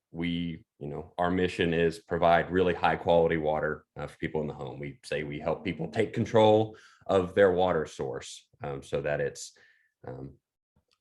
very high quality. So there's no confusion as I'm going through this presentation. We still do offer both of those services. Water purification, filtration, that's installation, ongoing service, all of those things for whatever your water source is, city, well, etc. But we also offer rainwater harvesting. And that's kind of what I wanted to highlight and what John Mark was talking about, because a lot of people are not in tune with rainwater harvesting. It just sounds like, a rain barrel in the corner of the house, or maybe grandma's old cistern, or if you've been down to the Bahamas, you go, oh yeah, they catch rainwater down there. But I kind of want to hopefully broaden the horizons on what rainwater harvesting is. Okay, so benefits of staying hydrated. I want to hit on some of that. I'm not a MD. I'm not a medical professional. So, I've got info that's coming from sources, Mayo Clinic, and other sources, but I wanted to hit on those. Rainwater harvesting, how it can be used as your potable water source. That I am. We got 2 leads from it. What's that now? Oh, I think Andrew's jumped in on accident. So rainwater harvesting is a potable water source in your home. And then I'm going to also just touch on other means. So, hopefully I'll inspire you to say, oh yeah, I want to be drinking a lot of water. I want to drink really good quality water. I know how rainwater can be used as a good quality water, but then there's other ways to also achieve really high quality water in your home. Okay, let's drink more water. So I think this is where the possibly cringy, cheesy part of my presentation comes in. Yeah, so, all right, I got some memes, the classic Seinfeld, everybody celebrating, all my organs are celebrating every time I finally drink a glass of water. I don't know if y'all can feel that way, but sometimes it's like, oh man, yeah, this feels great. I'm actually just drinking water and it's awesome. Again, my organs are celebrating when I'm finally drinking some water. If anybody has a headache, have you had enough water? That's for me, definitely. This is the last one, I promise. Fun drinking game. Take a shot of water every couple hours and make sure you're feeling healthy and hydrated. So we all know water is your principal chemical. A huge portion of your body is made up of water. And so obviously it's really critical for the healthy function of your body to stay hydrated. Every cell in your body needs water to work properly. And so it's really important to be drinking it. And even as Andrew mentioned in his presentation, one of the things is if you are living a more active lifestyle, you need more water to stay hydrated because you're using it up. So here's some health benefits of staying hydrated. Carrying nutrients and oxygen through your cells, flushing bacteria from your bladder. It aids in digestion, prevents constipation, normalizes blood pressure, cushions your joints, protects your organs and tissues, regulates body temperature, and helps maintain electrolyte sodium balance. I would add in there, it just makes you feel good. Anytime that I'm on a good run of staying really hydrated, it just feels like every part of my life, health-wise, feels better. I'm one who has a proclivity towards headaches, and certainly staying hydrated is like the best defense I've got on that front. So how much water should we drink? Everyone I know has heard different amounts. Really, it's recommendations vary, and you can see them from very reputable institutions recommending different amounts. The rule of thumb that we always talk about at Perfect Water and that I use, it's like, approximately half your body weight in ounces per day. You could use that one, but really I would just say, ask a health professional because it does depend on your lifestyle too.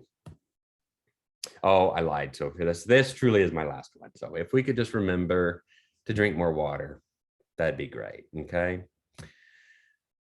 Okay, where does your water come from?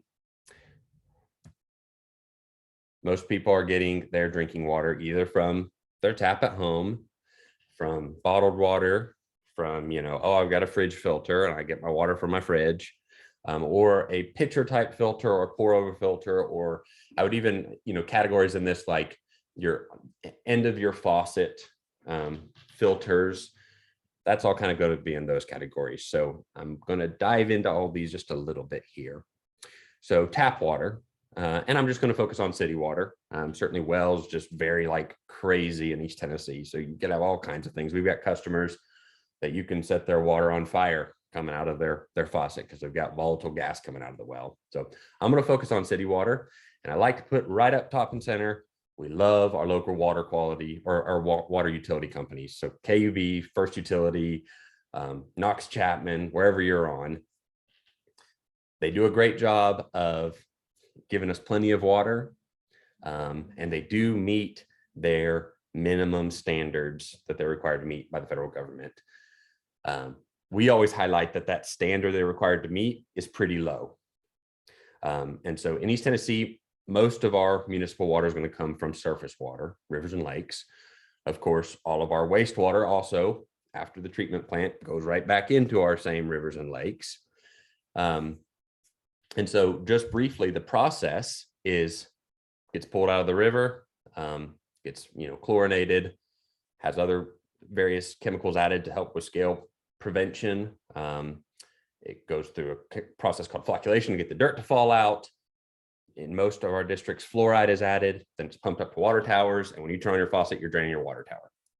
So a few things on it, because I want to get into the rainwater part, but it doesn't taste good. Most people agree with that. Just your tap water, right out of the sink has an off taste. Those federal regulations are pretty minimal. It's the Safe Drinking Water Act. You can look it up, but you'll see even their minimal requirements on the same document, they've got a public health goal, and the goal is lower. And, like lead has been cut in half 3 times the allowable amount since it was put out. And so there's a lot of gray area, and there's a whole lot, they have a whole list that's just unregulated contaminants that they'd like to regulate, that are now, filled with various pharmaceuticals that enough people are on, things like that. Okay. A minute amount of the water that's treated is used for drinking. So it doesn't really make sense to treat it up to a great drinking water level. We'd all spend too much on our water. It'd just be impossible to, yeah, exactly. It would be unaffordable water if it was treated up to the best quality for drinking. Bottled water is another one, not ideal for drinking, high concentration of microplastics. There's regulatory gaps in how those water qualities and what that's actually being delivered to the home, how those are monitored, varying water quality, big time. Single-use plastics are bad for the environment. That's just unquestionable. You don't even have to be, real environmentally conscious to see, okay, billions of these plastic bottles that take hundreds of years to break down, that's not a great thing. And it's expensive. If you're going to live a lifestyle of drinking a lot of water, staying hydrated, it's very expensive to go and buy bottled water all the time.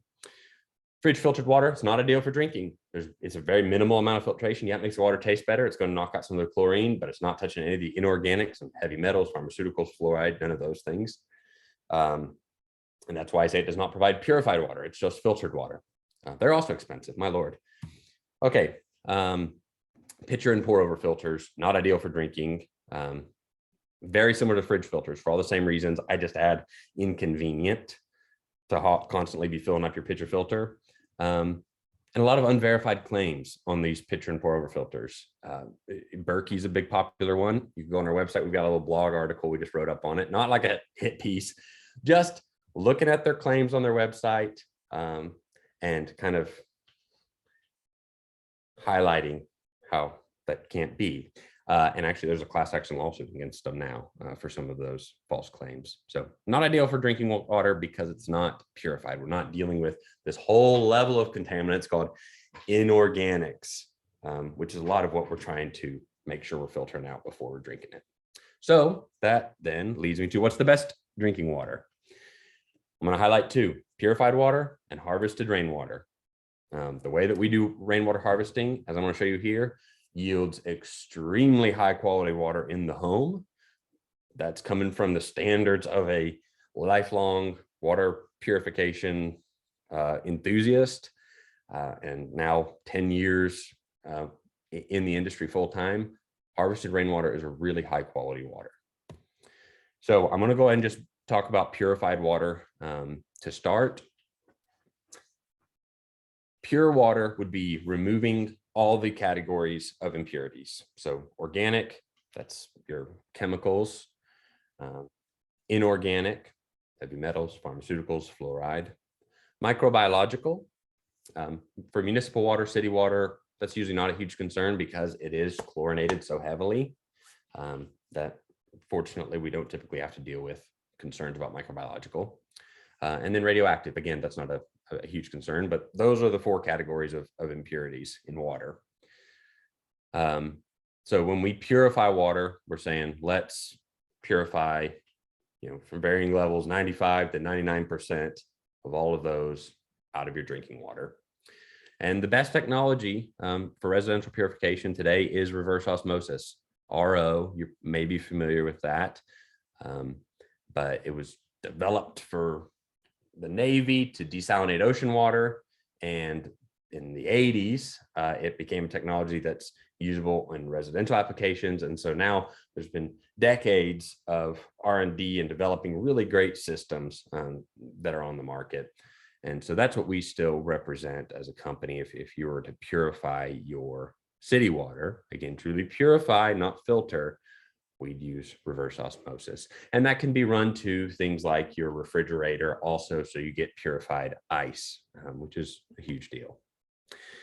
So these are fancy pictures. My sink certainly doesn't look like this, but you can see when we talk about reverse osmosis purification, it's the separate, smaller drinking water spout at your kitchen sink or wherever else in the house you want that run. And so whenever you're going to fill up a water bottle or make coffee or tea, etc., it's going to draw straight from that little drinking water tap.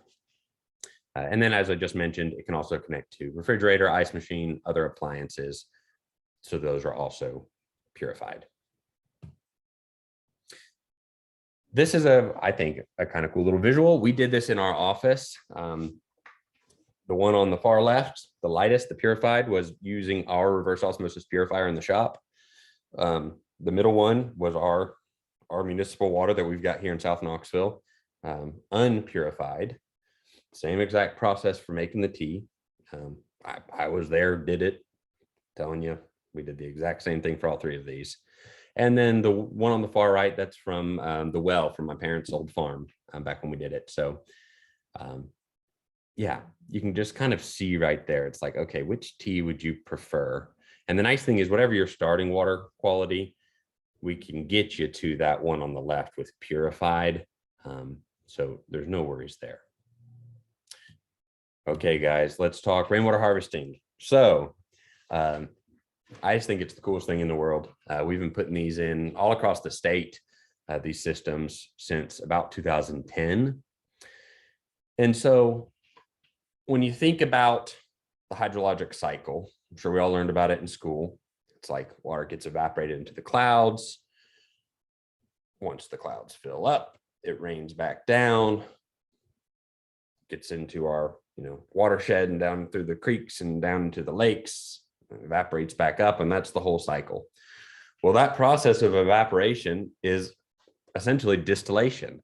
So when that water is evaporated into the clouds, it's not bringing up any of these impurities that it would have picked up on the ground or in the lakes, whatever. It's evaporating as essentially purified water. So rainwater harvesting is not recycled or reused or old water. It's the start of this cycle. When we talk about wells, that's down the cycle. It's already hit the ground. It's had to go through the earth. Who knows what else? And then we're drawing it out. When we're talking about city water, we're drawing straight from, usually, at least our part of the country, lakes and rivers. And so, that's everything pours into there. That's the opposite of a clean starting point. But with rainwater, we're starting right when it's clean. It's falling through the clouds. It's going to pick up maybe some organic impurities in the air. It's certainly going to pick up bacteria off the roof. But from a filtration standpoint, those are pretty easy to deal with. We don't have to go to a technology like reverse osmosis to purify out these inorganics, when in Rainwater, we're just not picking any up. We're just starting before it has the chance for those to dissolve into the water. So yeah, here we go. It's not reclaimed, it's not reused, it's not recycled, it's certainly not gray water. It is the start, so it's high quality water. Okay, just came out of nature's big distiller, the clouds. That's what we always say about rainwater. Here's the process we use. So if you just take rainwater and put it into a tank, it's probably going to be pretty gross. Pond water, smell bad, slimy, discolored. And so this process comes out of Germany, and we've used it residentially and commercially ever since we started doing rainwater systems. In fact, the new dormitories at UT were using this exact same process, and they're using it inside the dorms for laundries and toilets. And it's a really high quality water. And certainly all of our homeowners that use it, it's their drinking water, bathing water, all their water. So we capture and convey off of your rooftop. It goes through conveyance pipes that are typically buried underground. It goes through a pre-filter, which is number 2 here on the little drawing. That's going to keep any debris from getting in the storage tank. This drawing has the storage tank as below ground, but it can be above ground or below ground or partially buried. There are all kinds of options there.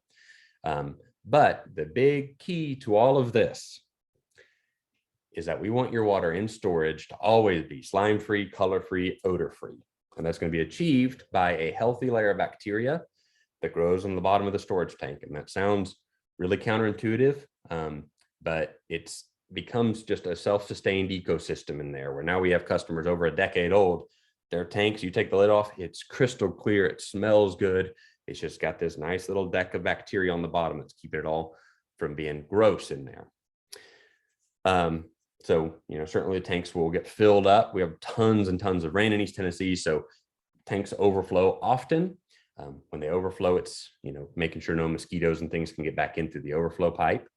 But then we pump it up, go through a small filtration panel before it goes into the home to remove organics that may have picked up in the sky and to remove bacteria using ultraviolet light. And then that water is awesome for drinking. So here's a little example of like a panel. This one is where this homeowner would have city water and rainwater as sources going into their home. So we've got a backflow preventer. It's all legal. And basically they just got to switch, and they can switch between rainwater and city water as they want. But always, we default it to rainwater because, again, that's the high quality water. And that's what I'm trying to inspire us to say, drink a lot of water and drink high quality water. Well, if you have a rainwater system, you've got high quality water. Okay, here's just some general pictures. This is a house over in East Knoxville. It was the first new construction home that utilized rainwater harvesting in the city of Knoxville as its primary water source. This was back like maybe 2013, and still works great to this day. But you can kind of see some pictures where we grab those downspouts, run them into these underground tanks, pump it back to the house, go through a filtration panel, got drinking water. This is a stamped engineered drawing. It's a big question we always get is, isn't rainwater harvesting illegal? Absolutely not. State of Tennessee loves it. City of Knoxville loves it. Knox County loves it. It's not illegal. There's no laws against it. Here's another picture. This home, this is their only water source and has been for about 10 years now. This couple, they just put it in right when they built the house. Don't even have city or well, no other water connection. Just totally live on rainwater. I actually used the same picture of these underground tanks here. I just realized that. So a little error there, but this is a house over in West Hills. Same thing. It's got KUB or West Knox utility water, but it's also got rainwater harvesting, and they live on the rainwater harvesting, just have the backup to city. This is a house over in Walland. I show this one just because it kind of shows, this is a big, large, obviously beautiful home, and rainwater is their primary water source throughout the house for drinking, cooking, laundry, etc.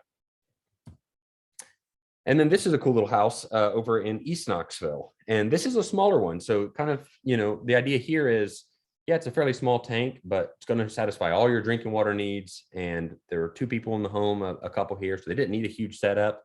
And we can do little systems like this also. And you can see a picture of the filtration panel there. Again, they have city water and they have rainwater. We switch between the 2. Here is a copy of a water test that we did. There's a big 75 parameter test, and we do these after installs. And so it's very small. It's just for reference. But there's a lot of green check marks and a few little blue dots. And when we're looking at a water analysis, this is like, my gosh, this is high quality water right here. And so I just show that as some evidence to what I'm saying. Hey, Daniel, about 2 minutes. That looks like you're on the summary anyway. So Yes. All right. Cool. Thank you. All right. Yeah. In summary, hey, let's drink more water across the board. It's going to help with health. I think that's kind of undeniable. Obviously takes effort, but I feel like the motivation to drink more water is going to be higher if you think, man, I'm filling up my water bottle and I've got just high quality water. And I hope I've put a little bug in your brain that next time you get bottled water, you're kind of going to go, oof, I really feel like this is going to be my long-term great water source. There are, I just encourage you to just do some quick Google searches on microplastics in bottled water. I mean, very cheap plastics sitting in hot warehouses and hot semi trucks, and those plastics leach in. It's not a great source. So either purify it at your own source, whatever your water source starts with, purify it. You can't rely on large scale municipal treatment. I don't believe, again, they do a great job of providing tons of water very inexpensively, but they just can't treat it to the best quality for drinking. It's not practical. So take control of that yourself, purify it yourself, or put in your own completely secure water source that's also going to be extremely high quality water with rainwater harvesting. Okay, hey, quick promo here for February. If you do call Perfect Water, call me. I'll throw my cell phone up here in a minute. And you end up, wanting to purchase something, a drinking water purifier for your home. We do whole home treatment too. There's all kinds of different options. Or rainwater harvesting. We'll give you 5% off. That'll be through February of this year. Just say, hey, heard about you on Knoxville Health Summit. Okay, thank you so much. Thanks for everyone who is tuned in. Thanks for the other presenters. And thank you, John Mark, for setting this up. This is a really cool thing, and I really enjoyed being a part of it. Awesome. Well, we appreciate it, Daniel. Thank you for bringing that to us. And yeah, Daniel, feel free to leave your contact information in the chat as we take you off. And if you guys have any questions, again, we're going to transition here to the next presenter, Lisa Hall here. But if you guys have any questions there for Daniel, just type them in the chat or use the Q&A and he can answer those for you guys. Cool.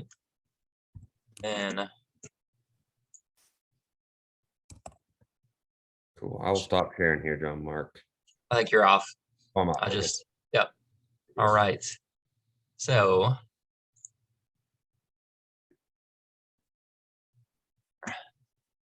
Hold on a second.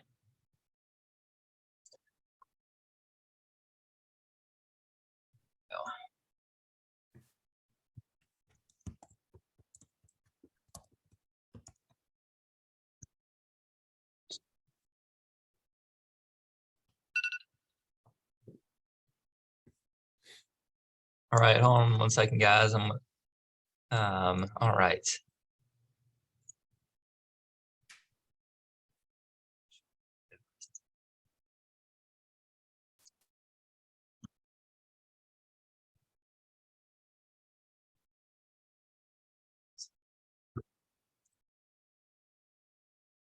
All right. Here we go. So next we got up. What? I'm getting to going here.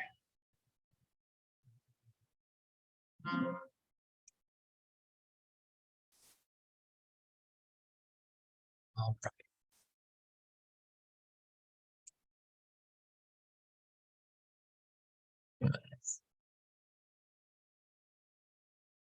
Hold on 1 second, guys. I'm trying to get this presentation. Why is it showing it like that?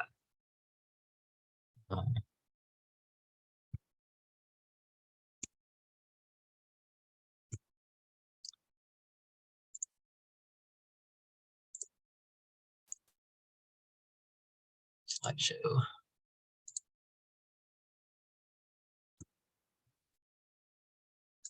Okay, I think let's do that.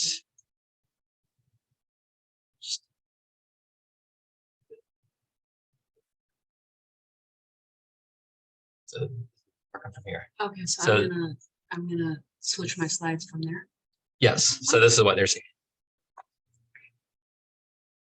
Okay, so guys, we got Lisa Hall, so she is dedicated. We had some technical difficulty, and so she drove over here, actually got a ride because her had some car trouble, but she made the effort to get here. So she is here and gonna be giving the presentation on bone health and bone density with OsteoStrong. So I'm going to give the floor here to Lisa. Lisa and I, I've been very familiar with OsteoStrong and their practice, what they do. And so really excited for Lisa and what she's doing with OsteoStrong. So, all right, Lisa. All right, so happy to be here and thank you so much for organizing this and inviting me. So let's dig in. You want the video on so they can see you too? That's fine. That's okay. Yeah, we'll just do it. I'll just stay off. Okay. Okay. And then I'll pop in at the end. Okay. All right. As John Mark said, my name is Lisa Hall. I've been a nurse for the past 30 years. I hold a Master of Science in Nursing from Benedictine University and a National Board Certification in Health and Wellness Coaching from Vanderbilt University. Here is some of the team at OsteoStrong Farragut. We're missing our two newest members. When I was first diagnosed with osteopenia in 2015, I had come across OsteoStrong literature while I was doing some research. And initially I dismissed it thinking, well, you know, the adage, like it's too good to be true type thing. I thought, well, you know, how could this possibly work if it's only 15 minutes a week, one time per week? You know, it sounded like some type of fantasy exercise. So I kind of, you know, dismissed it until about 2019.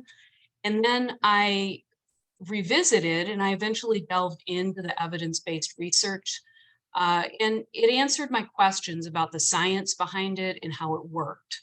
So it started to make sense to me and eventually led me to becoming a member and then experiencing my own positive results and eventually becoming an owner.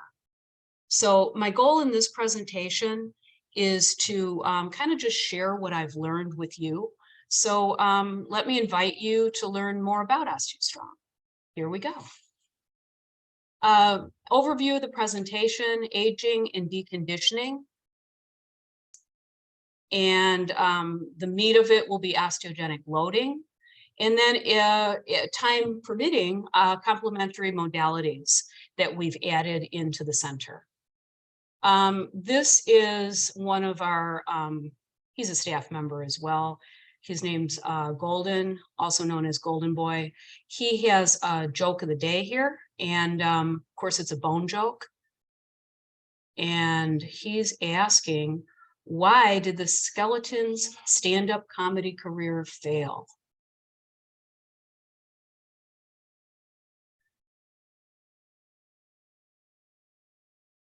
He wanted to be a star, but his jokes weren't very humorous. All right. Yeah, Golden likes to tell a good joke. Okay, moving on to harsh reality here. Bone health. Hold on one quick second. I'm having okay. We have 44 million Americans at risk with osteoporosis related concerns.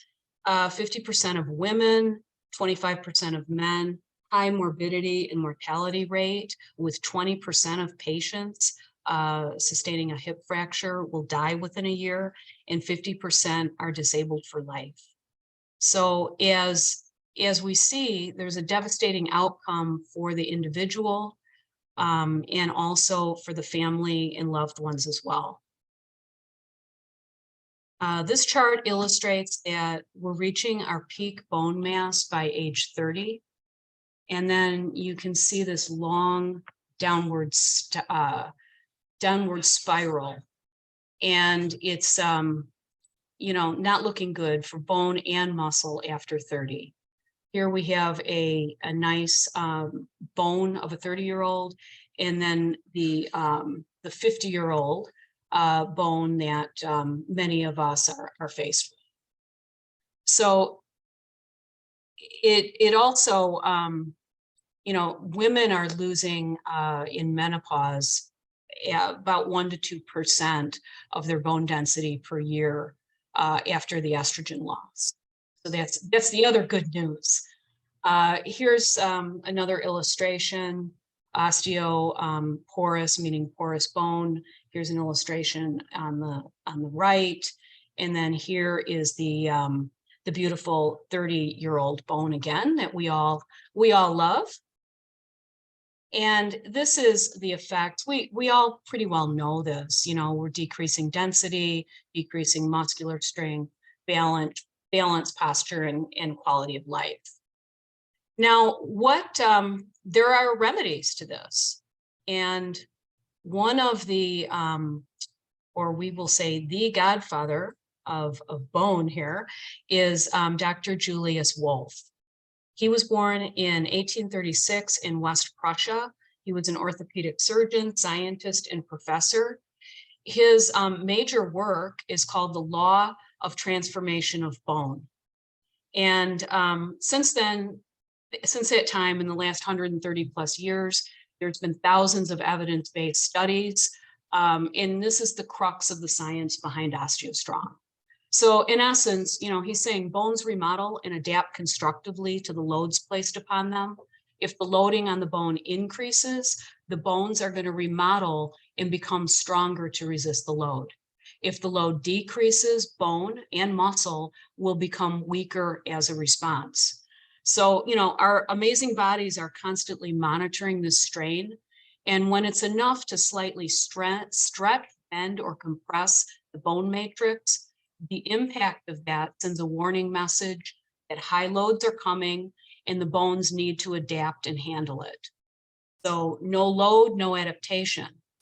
And it's important because if the bone isn't stressed or loaded, they're going to deload. So you can see that in cases of immobilization, after a fracture and in a cast, or you can see in the case of astronauts, the microgravity deloading their bones at a rate of 1 to 2% per month. And that the early astronauts, it was taking them up to 4 years to recover from that. So it's a really important concept and natural adaptation of our bodies. And here we're just going to go through this.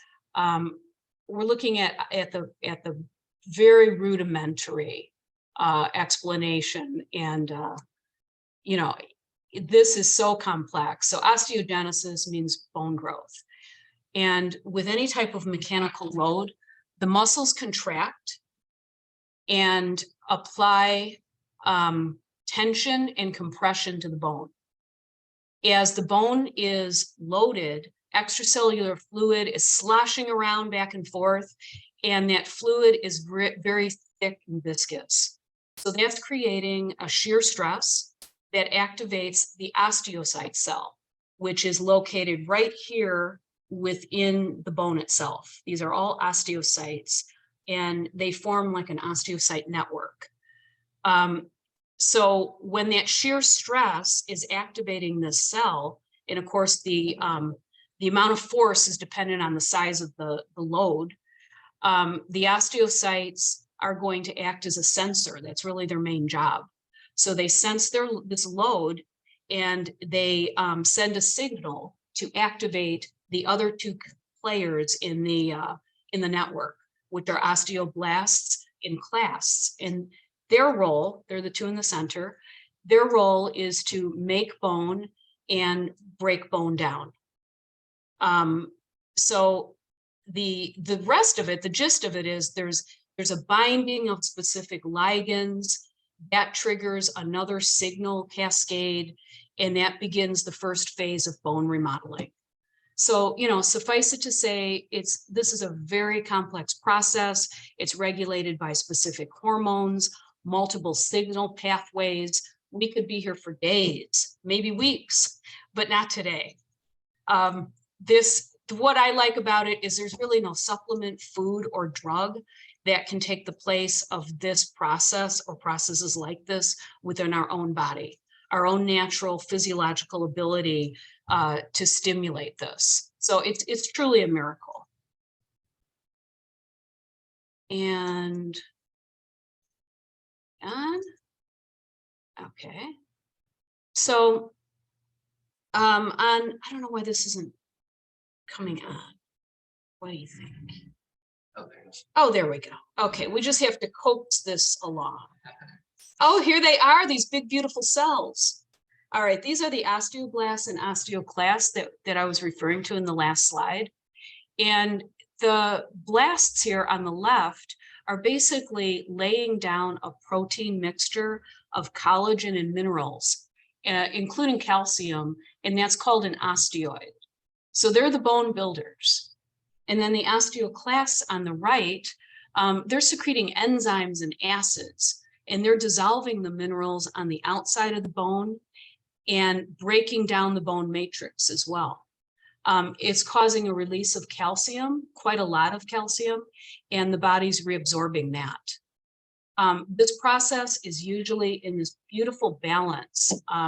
However, after menopause, the decrease in estrogen, as I mentioned, may throw off this homeostasis, and it could cause an increase in osteoclast activity without adequate bone formation. So we spoke of the muscles before, and I just wanted to kind of highlight this. This slide is showing two males. One is 42, one is 70. They're both fit. They both have very similar BMIs. But when we look at the density of the muscle in the 42-year-old, you can see this beautiful blue, dense muscle here. Very little fat around it. This is a cross-section of a thigh, of their thighs. And you see very diffuse marbling. So this is a nice looking dense muscle. When you go to the 70-year-old, and we're seeing he's fit and active, but his fat is significantly increased around the edges. The density is decreased, and that's the key point here. Also, much more marbling of fat throughout the muscle. So we're losing, past the age of 30, as we said, but also a significant muscle drop or decrease in density and strength after 60s and 70s. So about 15% or so per decade after that. So since skeletal muscle is comprising about 40% of our body mass, and it literally is impacting everything from our posture, breathing, movement, balance. So muscle atrophy, sarcopenia, that's also leading to weakness, deconditioning, extreme fatigue, where, doing simple activities of daily life is a challenge, and also increasing fall risk and worsening of comorbidities or chronic disease. So building muscle is really just as important as building bone. So just taking a brief look at the muscle and why, this is tying together, of course, with the bone, because we know that bones and muscles work together, producing functional strength, and the muscles are creating and exerting force on the bone. So the myofibrils here are the functional unit of the muscle. They're responsible for the muscle contraction. So when your muscle is depleted or fatigued by a heavy load, the muscle is sending a signal to the body to produce more myosin protein, and the body is adapting by producing more and also with thicker chains. So mechanical loading increases the myofibrils, the number of the myofibrils within the muscle. So it's denser, it's not bigger, and it results in increased functional strength and performance. Now, how much of a load do my bones need? Okay, we talk about weight-bearing exercises, and we all know pretty much what the weight-bearing exercises are. But what do we actually need to load the bones? Well, multiple studies have shown that an impact of over 4.2 G's here, but we look at them, we're going to define them in terms of multiples of body weight. So essentially, it takes the pressure of about 4 times a person's body weight for deeper structures like the femoral head to see benefits, to actually trigger this osteogenesis or bone building process. So if you weigh about 100 pounds, that's going to require a minimum of 400 pounds of pressure or load for this trigger, which is, you know, quite a lot. This is a chart illustrating, you know, some of the different exercises, and it's showing on a scale from 0 to 4. Swimming and cycling, unfortunately, are not much. Brisk walking is 1 to 2. Running and jogging, 3, maybe 4. But it's not until we get into specific jump and strength training exercises that we're hitting close to 4 on this. So, you know, again, all exercise is good. Some are just better than others at actually increasing bone density. Okay, so now the gymnast. The gymnast is really a unique athlete. They're sustaining high impact forces for, you know, their whole career. When they're sticking a landing from a balance beam or a pole, they are actually striking down with up to 17 times of their body weight. Now, that's a really tremendous amount of compressive load that they're absorbing. But of course, they're trained. They're perfectly trained to land correctly and efficiently. The strength, I mean, as a consequence of this, they have beautiful, dense bones. And their density in their bones is everywhere. Lower limbs, the whole body. So with this heel strike, it's strengthening their entire kinetic chain. The downside to it is the high risk of injury and subsequent damage to joints. So John Jaquish is the father of OsteoStrong and osteogenic loading with machines. So he began his career, he was still actually at university when his mother was diagnosed with osteoporosis. So in an effort to help his mom, he created a device to place axle loading through the bone to safely trigger osteogenic loading events. His work is based on the science of Julius Wolff. He was, you know, studying all of the data at that point, and he was especially interested in gymnasts. He's a very remarkable man. He was a grassroots innovator. He designed the robotic prototypes in his garage to the modern day Spectrum machine, but his original were in his garage. His father was a mechanical engineer, and he helped him with the initial CAD work for the prototypes. And then his mother acted as the official tester. So it was a family affair, and he described it when he talked about it. He said it was like walking into a den of torture. You know, the machines were so crude, and it was just, you know, he said it was scary. But the good news is, in 18 months, she went from a negative 2.5 on her T-score to a negative 0.3. So he knew he was onto something, and the rest is history. He designed this to emulate or replicate the 1 second impact that we talked about from the gymnast. And he optimized the duration of the force to 5 seconds. Time under tension, not the number of reps, will trigger osteoporosis. And the mechanical loading devices that he designed allow us to train smarter through the use of technology by harnessing the power of our own bodies to improve bone density and musculoskeletal strength. So hormesis, hormetic stress is really defined as the ideal level of exposure to stress. So you can have underexposure where you're not really exercising or conditioning your bones or your muscles. You could have overexposure and deload or cause damage with over exercising. Or you could have this sweet spot, and that's hormetic stress. That's when the stress is at the right amount and it's beneficial to you.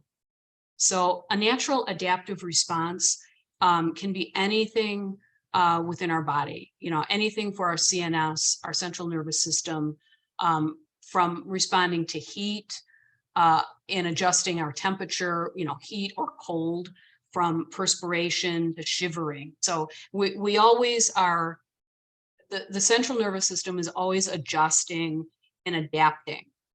And so the osteogenic process is, again, the same type of adaptation. So we're looking at these different exercises: running, swimming, biking, and we look at the jump exercises down here, the plyometrics. So which ones are really going to move the needle when you're looking for bone density? Well, they're going to be, as we know, gymnastics, plyometrics, and powerlifting. Now, the only downside to any of these is high risk of injury. But as we mentioned, they're all beneficial. All exercise is good. Osteogenic loading, we're getting into the meat of this now. This is showing a typical gym leg press. And here you can see she's utilizing full range of motion, multiple reps. The downside to this is she's really limited because she can only really push 1 to 2 times her body weight safely. Now, the osteogenic machines here, which you can see we're looking at the leg machine here, is basically harnessing the power of that adaptive response. So it's isolating the strongest joint angle, which for this machine is 120 degrees. There's only 1 repetition, but again, it's the size of the load. So it's a maximum force. There's no weight because this is self-loading, and you can move 1 to 15 times your body weight. So you look at this, the seat's not moving, the plate's not moving. And the focus here, the kinetic energy or force will be from the heel, just like the gymnast. And the force will be going up the kinetic chain into the hip area. So the member here is pushing with her heel on a non-movable plate, and all of her energy is going into the flexing and compressing of the long axis of that bone. So you see in the second slide, she is, the knees are going down about 4 inches or so. So she's holding a maximum resistance for 5 seconds. And this is the sweet spot right here. She's effectively working bone, muscle, tendon, and joints and triggering that osteogenic process. They see a dashboard right in front, on a screen right in front of them. So it gives them immediate biofeedback. And because you're only pushing at your strongest joint angle, it is safe. You are self-loading, so there's no risk of injury. And you can experience more weight and get the benefits of high impact training without the impact. So if you look at the screen, she is, I think I have to kind of push this over just a bit, but it's showing that she's lifting over 1,000 pounds. And there's not any way to do that except for an isometric type machine. So our members are also receiving a report sent to them after each session to report and track their progress. They're seeing 60 to 100% increases in their functional strength within a year. They're seeing defined, not bulky muscles, increased agility and balance, improved posture, and decreased joint and back pain. On average, we're seeing 1 to 7% increase in their bone density, which is sometimes mixed with improvement in one area and remaining the same in the other, which is also a positive. Oh no, okay, I'm moving along. All right, so we know the benefits of osteogenic loading. And here, I want to just show you some of our members. We begin each session with a vibration plate that you can see in the center. And our members range in age from early 30s to 80s. Our oldest is 86 or 96 rather, and includes athletes like our guy in the center here. He's a Spartan racer. Or athletes like him that want to increase their performance, their athletic performance, or people that are biohackers, people that want to focus on improving their musculoskeletal strength and bone density, and everyone else in between. Our members are positive, strong, proactive warriors. They're very, very inspirational.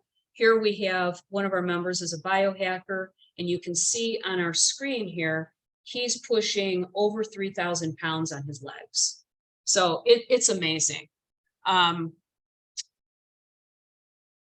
Just as a way to end, we also have modalities that we've included. The biocharger, which uses 4 different types of energy: light, voltage, frequency, and harmonics, and PEMFs. So it's basically a human recharging station, so to speak. Grounding or earthing, people have called it.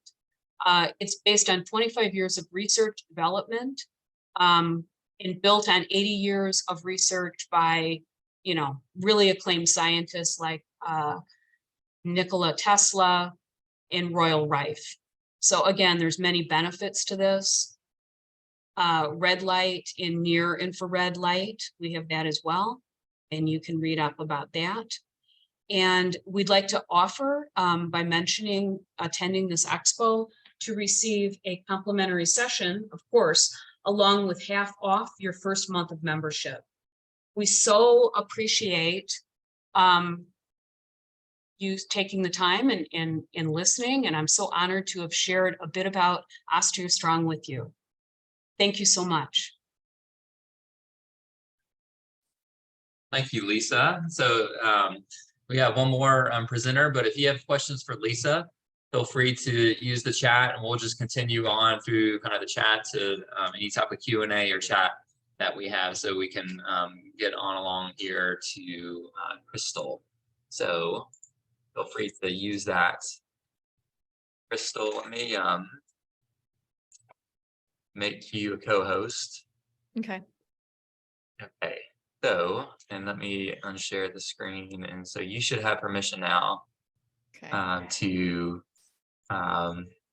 share your screen and go through your presentation. So Krystal is our final presenter, so thank you guys for hanging in and being on. And again, all these, if you missed out on the front part, all these are recorded, and you'll get a summary email here later, probably on Monday, with the recordings of all these too, and ways that you can get in contact with the presenters too. If you missed that, then I'll include that in the email with their contact information. So Krystal is nutrition and exercise expert in the area, and I'll give the floor over here to her to talk about immunity.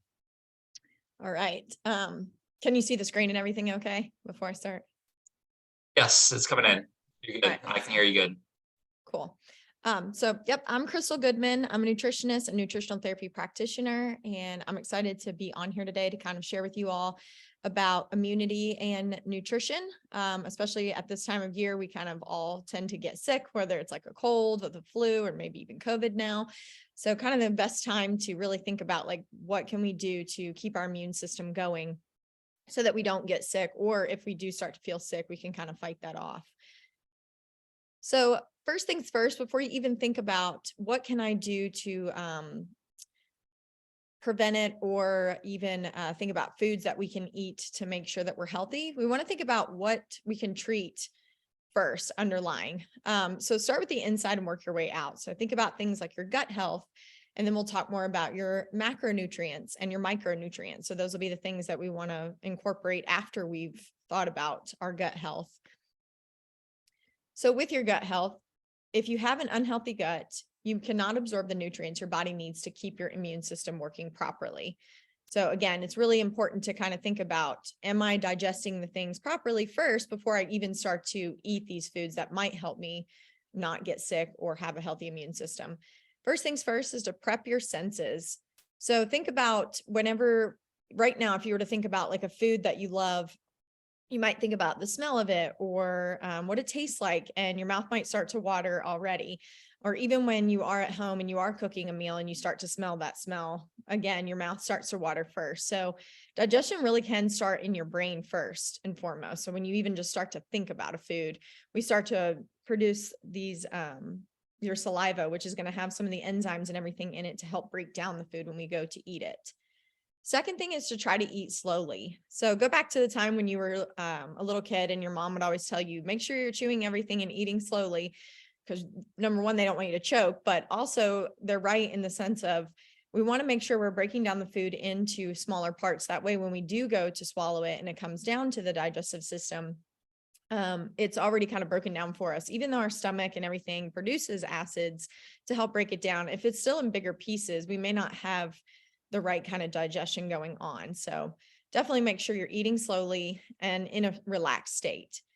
And then think about, are you digesting your specific macros properly? You may not be. Again, it kind of depends on the person, and if we are doing the first two steps about like prepping our senses and eating slowly. And then the last one's pre and probiotics. So these are some things that can help with digestion and keeping a healthy gut. So this is going more in depth of the bullet points that I just talked about. So prep your senses. Like I said, your digestion actually can start in your brain. To get it going by being in a parasympathetic state, meaning, in a relaxed state where we're not stressed. Probably most of us have jobs where we're busy all day, and, when we eat lunch, it tends to be very quickly and on the go, and we might not be in that relaxed state. So try as hard as you can to be in that relaxed state and sit down to eat.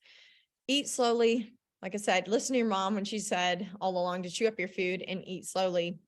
We do have teeth for a reason. So those are there to help us break it down before it even gets to your digestive system. Digesting macros properly. So your proteins, your fats, and your carbs all metabolize differently and cannot be digested properly, which can cause malnutrition. So like I said before, you could eat healthy foods all along, but maybe not be digesting them the right way. So our body can't really use some of those foods that when they're broken down into certain parts. Pre and probiotics, these are the good bacteria in the foods that we eat that can help actually with your good bacteria in the gut. So those are the probiotic part of it. But what can happen is we can take probiotics or eat foods that are rich in probiotics, but if there's not prebiotic foods present, they're probably not going to stick around very long. We'll probably end up losing those through stool. So prebiotic foods that we may not have heard of before, some are like chicory root, dandelion greens, and then things like Jerusalem artichoke, garlic, onions, leeks, asparagus, bananas. Those are just some good ones there. And they're also, most of those are a great source of fiber as well. So having some of those along with the probiotics are going to help your gut actually maintain more of that good bacteria. So after we've done the underlying part of it in your gut, then we want to think about macronutrients. So the word macro means bigger. So every macronutrient is not created the same, but these are all the biggest parts of our food. So like I said before, carbs, protein, and fats, those are all macronutrients. We need some more than others for certain reasons and times, like when we're surrounded by viruses and illnesses. So breaking down each one of the macronutrients, protein is going to be a top priority here. This is the one of the most important macros to keep adequate for a healthy immune system. It's vital to build and repair body tissues and fight viral and bacterial infections.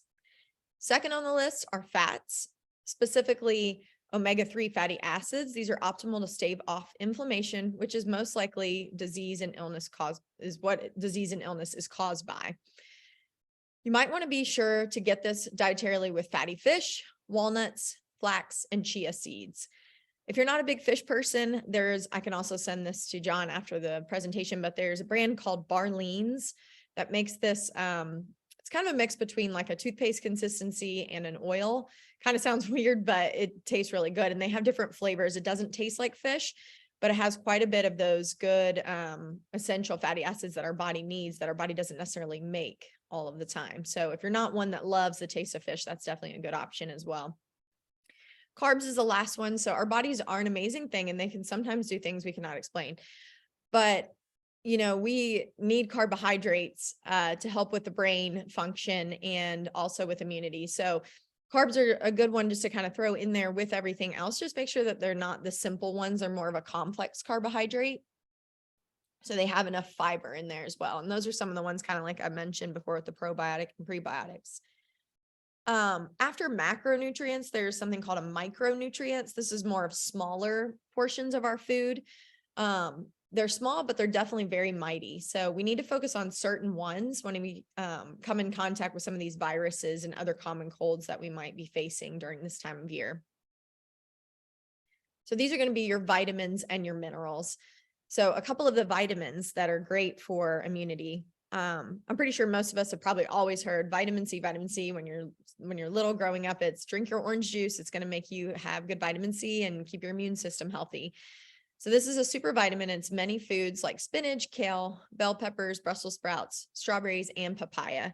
So all great sources other than just your typical orange juice. Vitamin E is another great one. This can be a powerful antioxidant that actually helps your body fight off infection. It's part of nearly 200 biochemical reactions in our bodies, and it's critical in how your immune system functions. So a good way to get your vitamin E in through foods is high-fat plant foods like almonds, peanuts, peanut butter, sunflower seeds, some different oils like sunflower, safflower, soybean oil, and then hazelnuts. So those are all good sources of the vitamin E. Vitamin A is another great one. This is an infection fighter and comes in two forms, such as in animal foods such as fish, meat, and dairy, or from plant carotenoids. So tuna is a great source of this.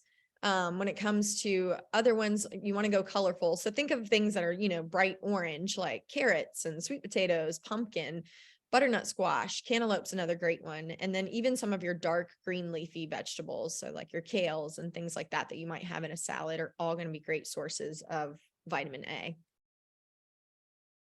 Another good vitamin, vitamin D. This is the sunshine vitamin. So it's one of the most important and powerful nutrients for supporting an immune system. Food sources are limited, but can include salmon, mackerel, tuna, and sardines. So all of the fattier fishes have it in them. You can take it through a supplement, but again, sunshine is going to be the best way to get this vitamin. So in the wintertime, it can be kind of tough to get that if we're not, in the sunlight. So try to get out there and get a little bit of sunlight here and there for your vitamin D. Folate and folic acid are B9. This is the natural form, and folic acid is the synthetic form. So often added to foods because of its health benefits. To get more folate, add more beans and lentils to your plate on a regular basis, as well as leafy green veggies, and avocado can be another tasty source as well. So kind of thinking of adding some of those into your daily recipes. Iron is another great one. This helps your body carry oxygen to the cells and plays a part in many of the immune system processes. It comes in different forms. Your body can more easily absorb heme iron, which is iron that's coming from animal products. So things like red meat, chicken, turkey, canned sardines, oysters, clams, mussels, and canned light tuna. So some of those meat sources, like I said, are going to be that heme iron. So it's going to give you a more absorbable type of iron. Selenium is another great one. It's a powerful effect on the immune system, being important for preventing infections. Animal foods are the best sources, with the exception of Brazil nuts. So these offer over 100% of your daily value in just one nut. So definitely, if you like Brazil nuts, try to have some of those daily if you can. However, too much of it can be a problem because it isn't like some of the water soluble vitamins. You can definitely overdo it with them. So no more than 1 to 2 of these in a day. Look for selenium in things like seafood, like tuna, halibut, and sardines. Meat and liver, poultry, and cottage cheese are all great options as well. Zinc is another great mineral. This is needed for the production of a new immune system cells. It's found primarily in animal foods, but can also be found in some vegetarian foods. So foods like oysters, crab, lean meats, poultry, yogurt, and chickpeas are all great sources of zinc as well. Pumpkin seeds can be on that one as well. So some more kind of micronutrients to think about are things like adaptogens. If you've never heard of what these are non-toxic plants that are marketed as helping the body resist stressors of all kinds, whether it's physical, chemical, or biological. Antioxidants are great substances that can prevent or slow damage to the cells caused by free radicals, unstable molecules that the body produces as a reaction to environmental and other pressures. So like I mentioned before, with some of those vitamins, they act as an antioxidant. So it's really great and good to incorporate some of those. Here's some of my favorites of the adaptogens. There's things like mushrooms and ashwagandha. The mushrooms I'd take actually daily. And we're not talking about like the hallucinogenic ones. These can come in powder form. And even if you don't like the taste of mushrooms, they don't really taste like it. I tend to put it in my coffee, but there's one called cordyceps that I actually use kind of as my pre-workout because it's good for like endurance and your like to help you breathe well. And it doesn't make you like jittery like typical pre-workouts would, but it's a great one to add to any coffee or just like hot water in the morning. Antioxidants. So again, vitamin C and E, like I said before, some of these allium sulfur compounds like leeks, onions, and garlic, which I mentioned before with the prebiotics. Anthocyanins are things like eggplant, grapes, and berries. So anything that's got like a deep purple or even like a red cabbage, those are all great options that have that in there. Beta carotene, so things like pumpkin, mangoes, apricots, carrots, spinach, and parsley. And then things that contain copper like seafoods, lean meats, milk, and nuts. So all great options there to give you some antioxidants. So aside from nutrition, just to kind of touch quickly on these, and most of us probably have heard this or kind of know this too, that it goes with it. Exercise is definitely something that you want to continue to do. So move your body as much as you can. This is going to help with the immunity as well. So find a way to move, whether it's walking, running, lifting weights, or yoga. That might look different from each person, but no matter what, you're still moving and getting some exercise in. Because exercise increases blood and lymph flow as your muscles contract, it also increases the circulation of immune cells, making them roam the body at a higher rate and at higher numbers. So again, another great way to boost the immune system is to keep your body moving. And on the other side of that, we want to make sure that we're getting enough sleep.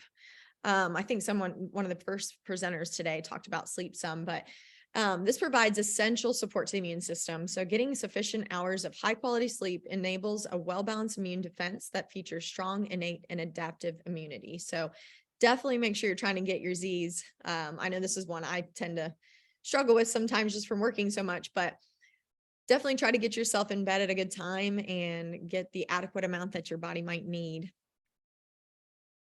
More on sleep. So researchers have found that during nightly sleep, certain components of the immune system rev up. For example, there's an increased production of cytokines associated with inflammation. This activity appears to be driven by both sleep and circadian rhythm, which is the body's 24-hour internal clock.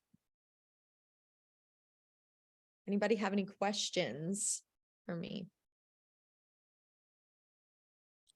And if not, then you can also find me at some of these that I have below. My Instagram's there. I tend to put a lot of tips on there, and then Facebook, and then also my website is there as well for you to kind of check out. Krystal, I think you did have a question on the Q&A. Okay. I see a question. Yeah. It says, what is a good natural approach to address I think it's GERD maybe and stomach acid issues. Do you want me to type it, or what do I click answer live, or do I just say it? Since you're the last one, feel free just to answer live if you want. That's probably the easiest since no one's coming on after you. You can take your time. Okay. So just talk now. Yeah, you're good just to talk. Okay. Sorry. I've never seen that You're before. So one thing that I have kind of told people to do and use would be apple cider vinegar. You can use a little bit before a meal, and I wouldn't necessarily just like take a shot of it by itself. You could also water it down some because it can kind of burn a little bit. That's a great way. They've also come out with some gummies now too that have the apple cider vinegar in them if you're not one that really loves the taste of the vinegar itself. And you can kind of play around with both of those. And then also kind of just keeping a food and mood journal, which is something that I give my clients when they sign up for my nutrition program. It's basically a journal that you would just write and say like, it might say like, for breakfast, this is what I ate. And then there's a column that says, what was movement like? Were you in a parasympathetic state, or were you in a stress state, like standing or, walking around while you're trying to eat? And then also, what was your digestion like during that time? That way you can kind of make note of, okay, this certain food might have caused this stomach acid issue. That way you can kind of see, what is it that I'm eating that might be giving me these certain issues? And we can try to kind of eliminate some of those and then slowly kind of put those back in. But I would definitely say that the apple cider vinegar has definitely helped a lot of my clients for a more natural approach.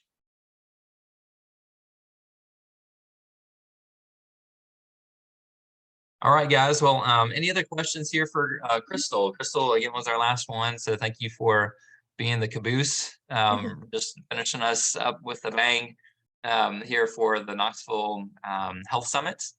Yeah, guys, any other questions here for Krystal before we finish up? But yeah, thanks again for coming on, Krystal. I appreciate having you on the panel. Guys, I know many of you have probably been on here since 8:30. And so if you've, made it to the end, kudos to you. I would encourage everybody to that, there's a ton of, helpful information here that's been presented on the Health Summit. Ultimately, we want this information to help bring you into some sort of actionable step. So information by itself is really futile if there's no action connected with it. So I'd encourage you, as you're, thinking through maybe, one or two of the presentations, the one that you feel like is going to most benefit you is to consider what is that next step that you should take to really do more than just listen to information. So, before, fully finishing up, I'd encourage you just to write that down. What is that actionable step that you want to take? If you take an actionable step towards, using these recommendations and advice, if you take a step, you're going to get the rewards and the benefit and the value and the health benefits from making an active step. So that would be kind of the one thing I really encourage you to is to jot that down. Before we fully wrap this up, is jot down that step that you want to take. And again, we'll be sending out all the information for the contact. My hope is that you're connected, especially, most of you guys are local. And so my real hope is that you're connected with health experts here locally that can assist you and be a resource for you that you can reach out to and that you can really glean from their expertise by visiting them, by utilizing their services, their products, because they're great opportunities, guys. So that's really my hope and desire is that you're well connected here from the Health Summit to some experts that we have here in the area. Guys, I think that's all we got. Oh, you do have, I see one other question, Krystal. I don't know if, is it good to take B12 to fight fatigue? Yes, I saw that. I didn't want to interrupt you. Okay, no, you go for it. Yeah, I think B12 is a great one to fight fatigue. Most of B vitamins in general are great for energy. I would just be careful on the dosage on it because some people are a little bit more sensitive than others to it. They also have where you can go to clinics and things and get like a B12 shot. That can be a little bit more intense. So like I said, just kind of go off of how your body's feeling with it because you don't want to like overdo it too much at first and feel like your heart's racing or that it's too much. So definitely just be aware of how much you're taking in. Liver capsules as well is a great one for any kind of fatigue because it's going to have some of that vitamin A in there. And then it does have some B12 as well. So that's another good option. Or if you like to eat liver, you can do that too. Some people don't really love the taste of it, but But yeah, B12 is great for fighting fatigue, to answer the question.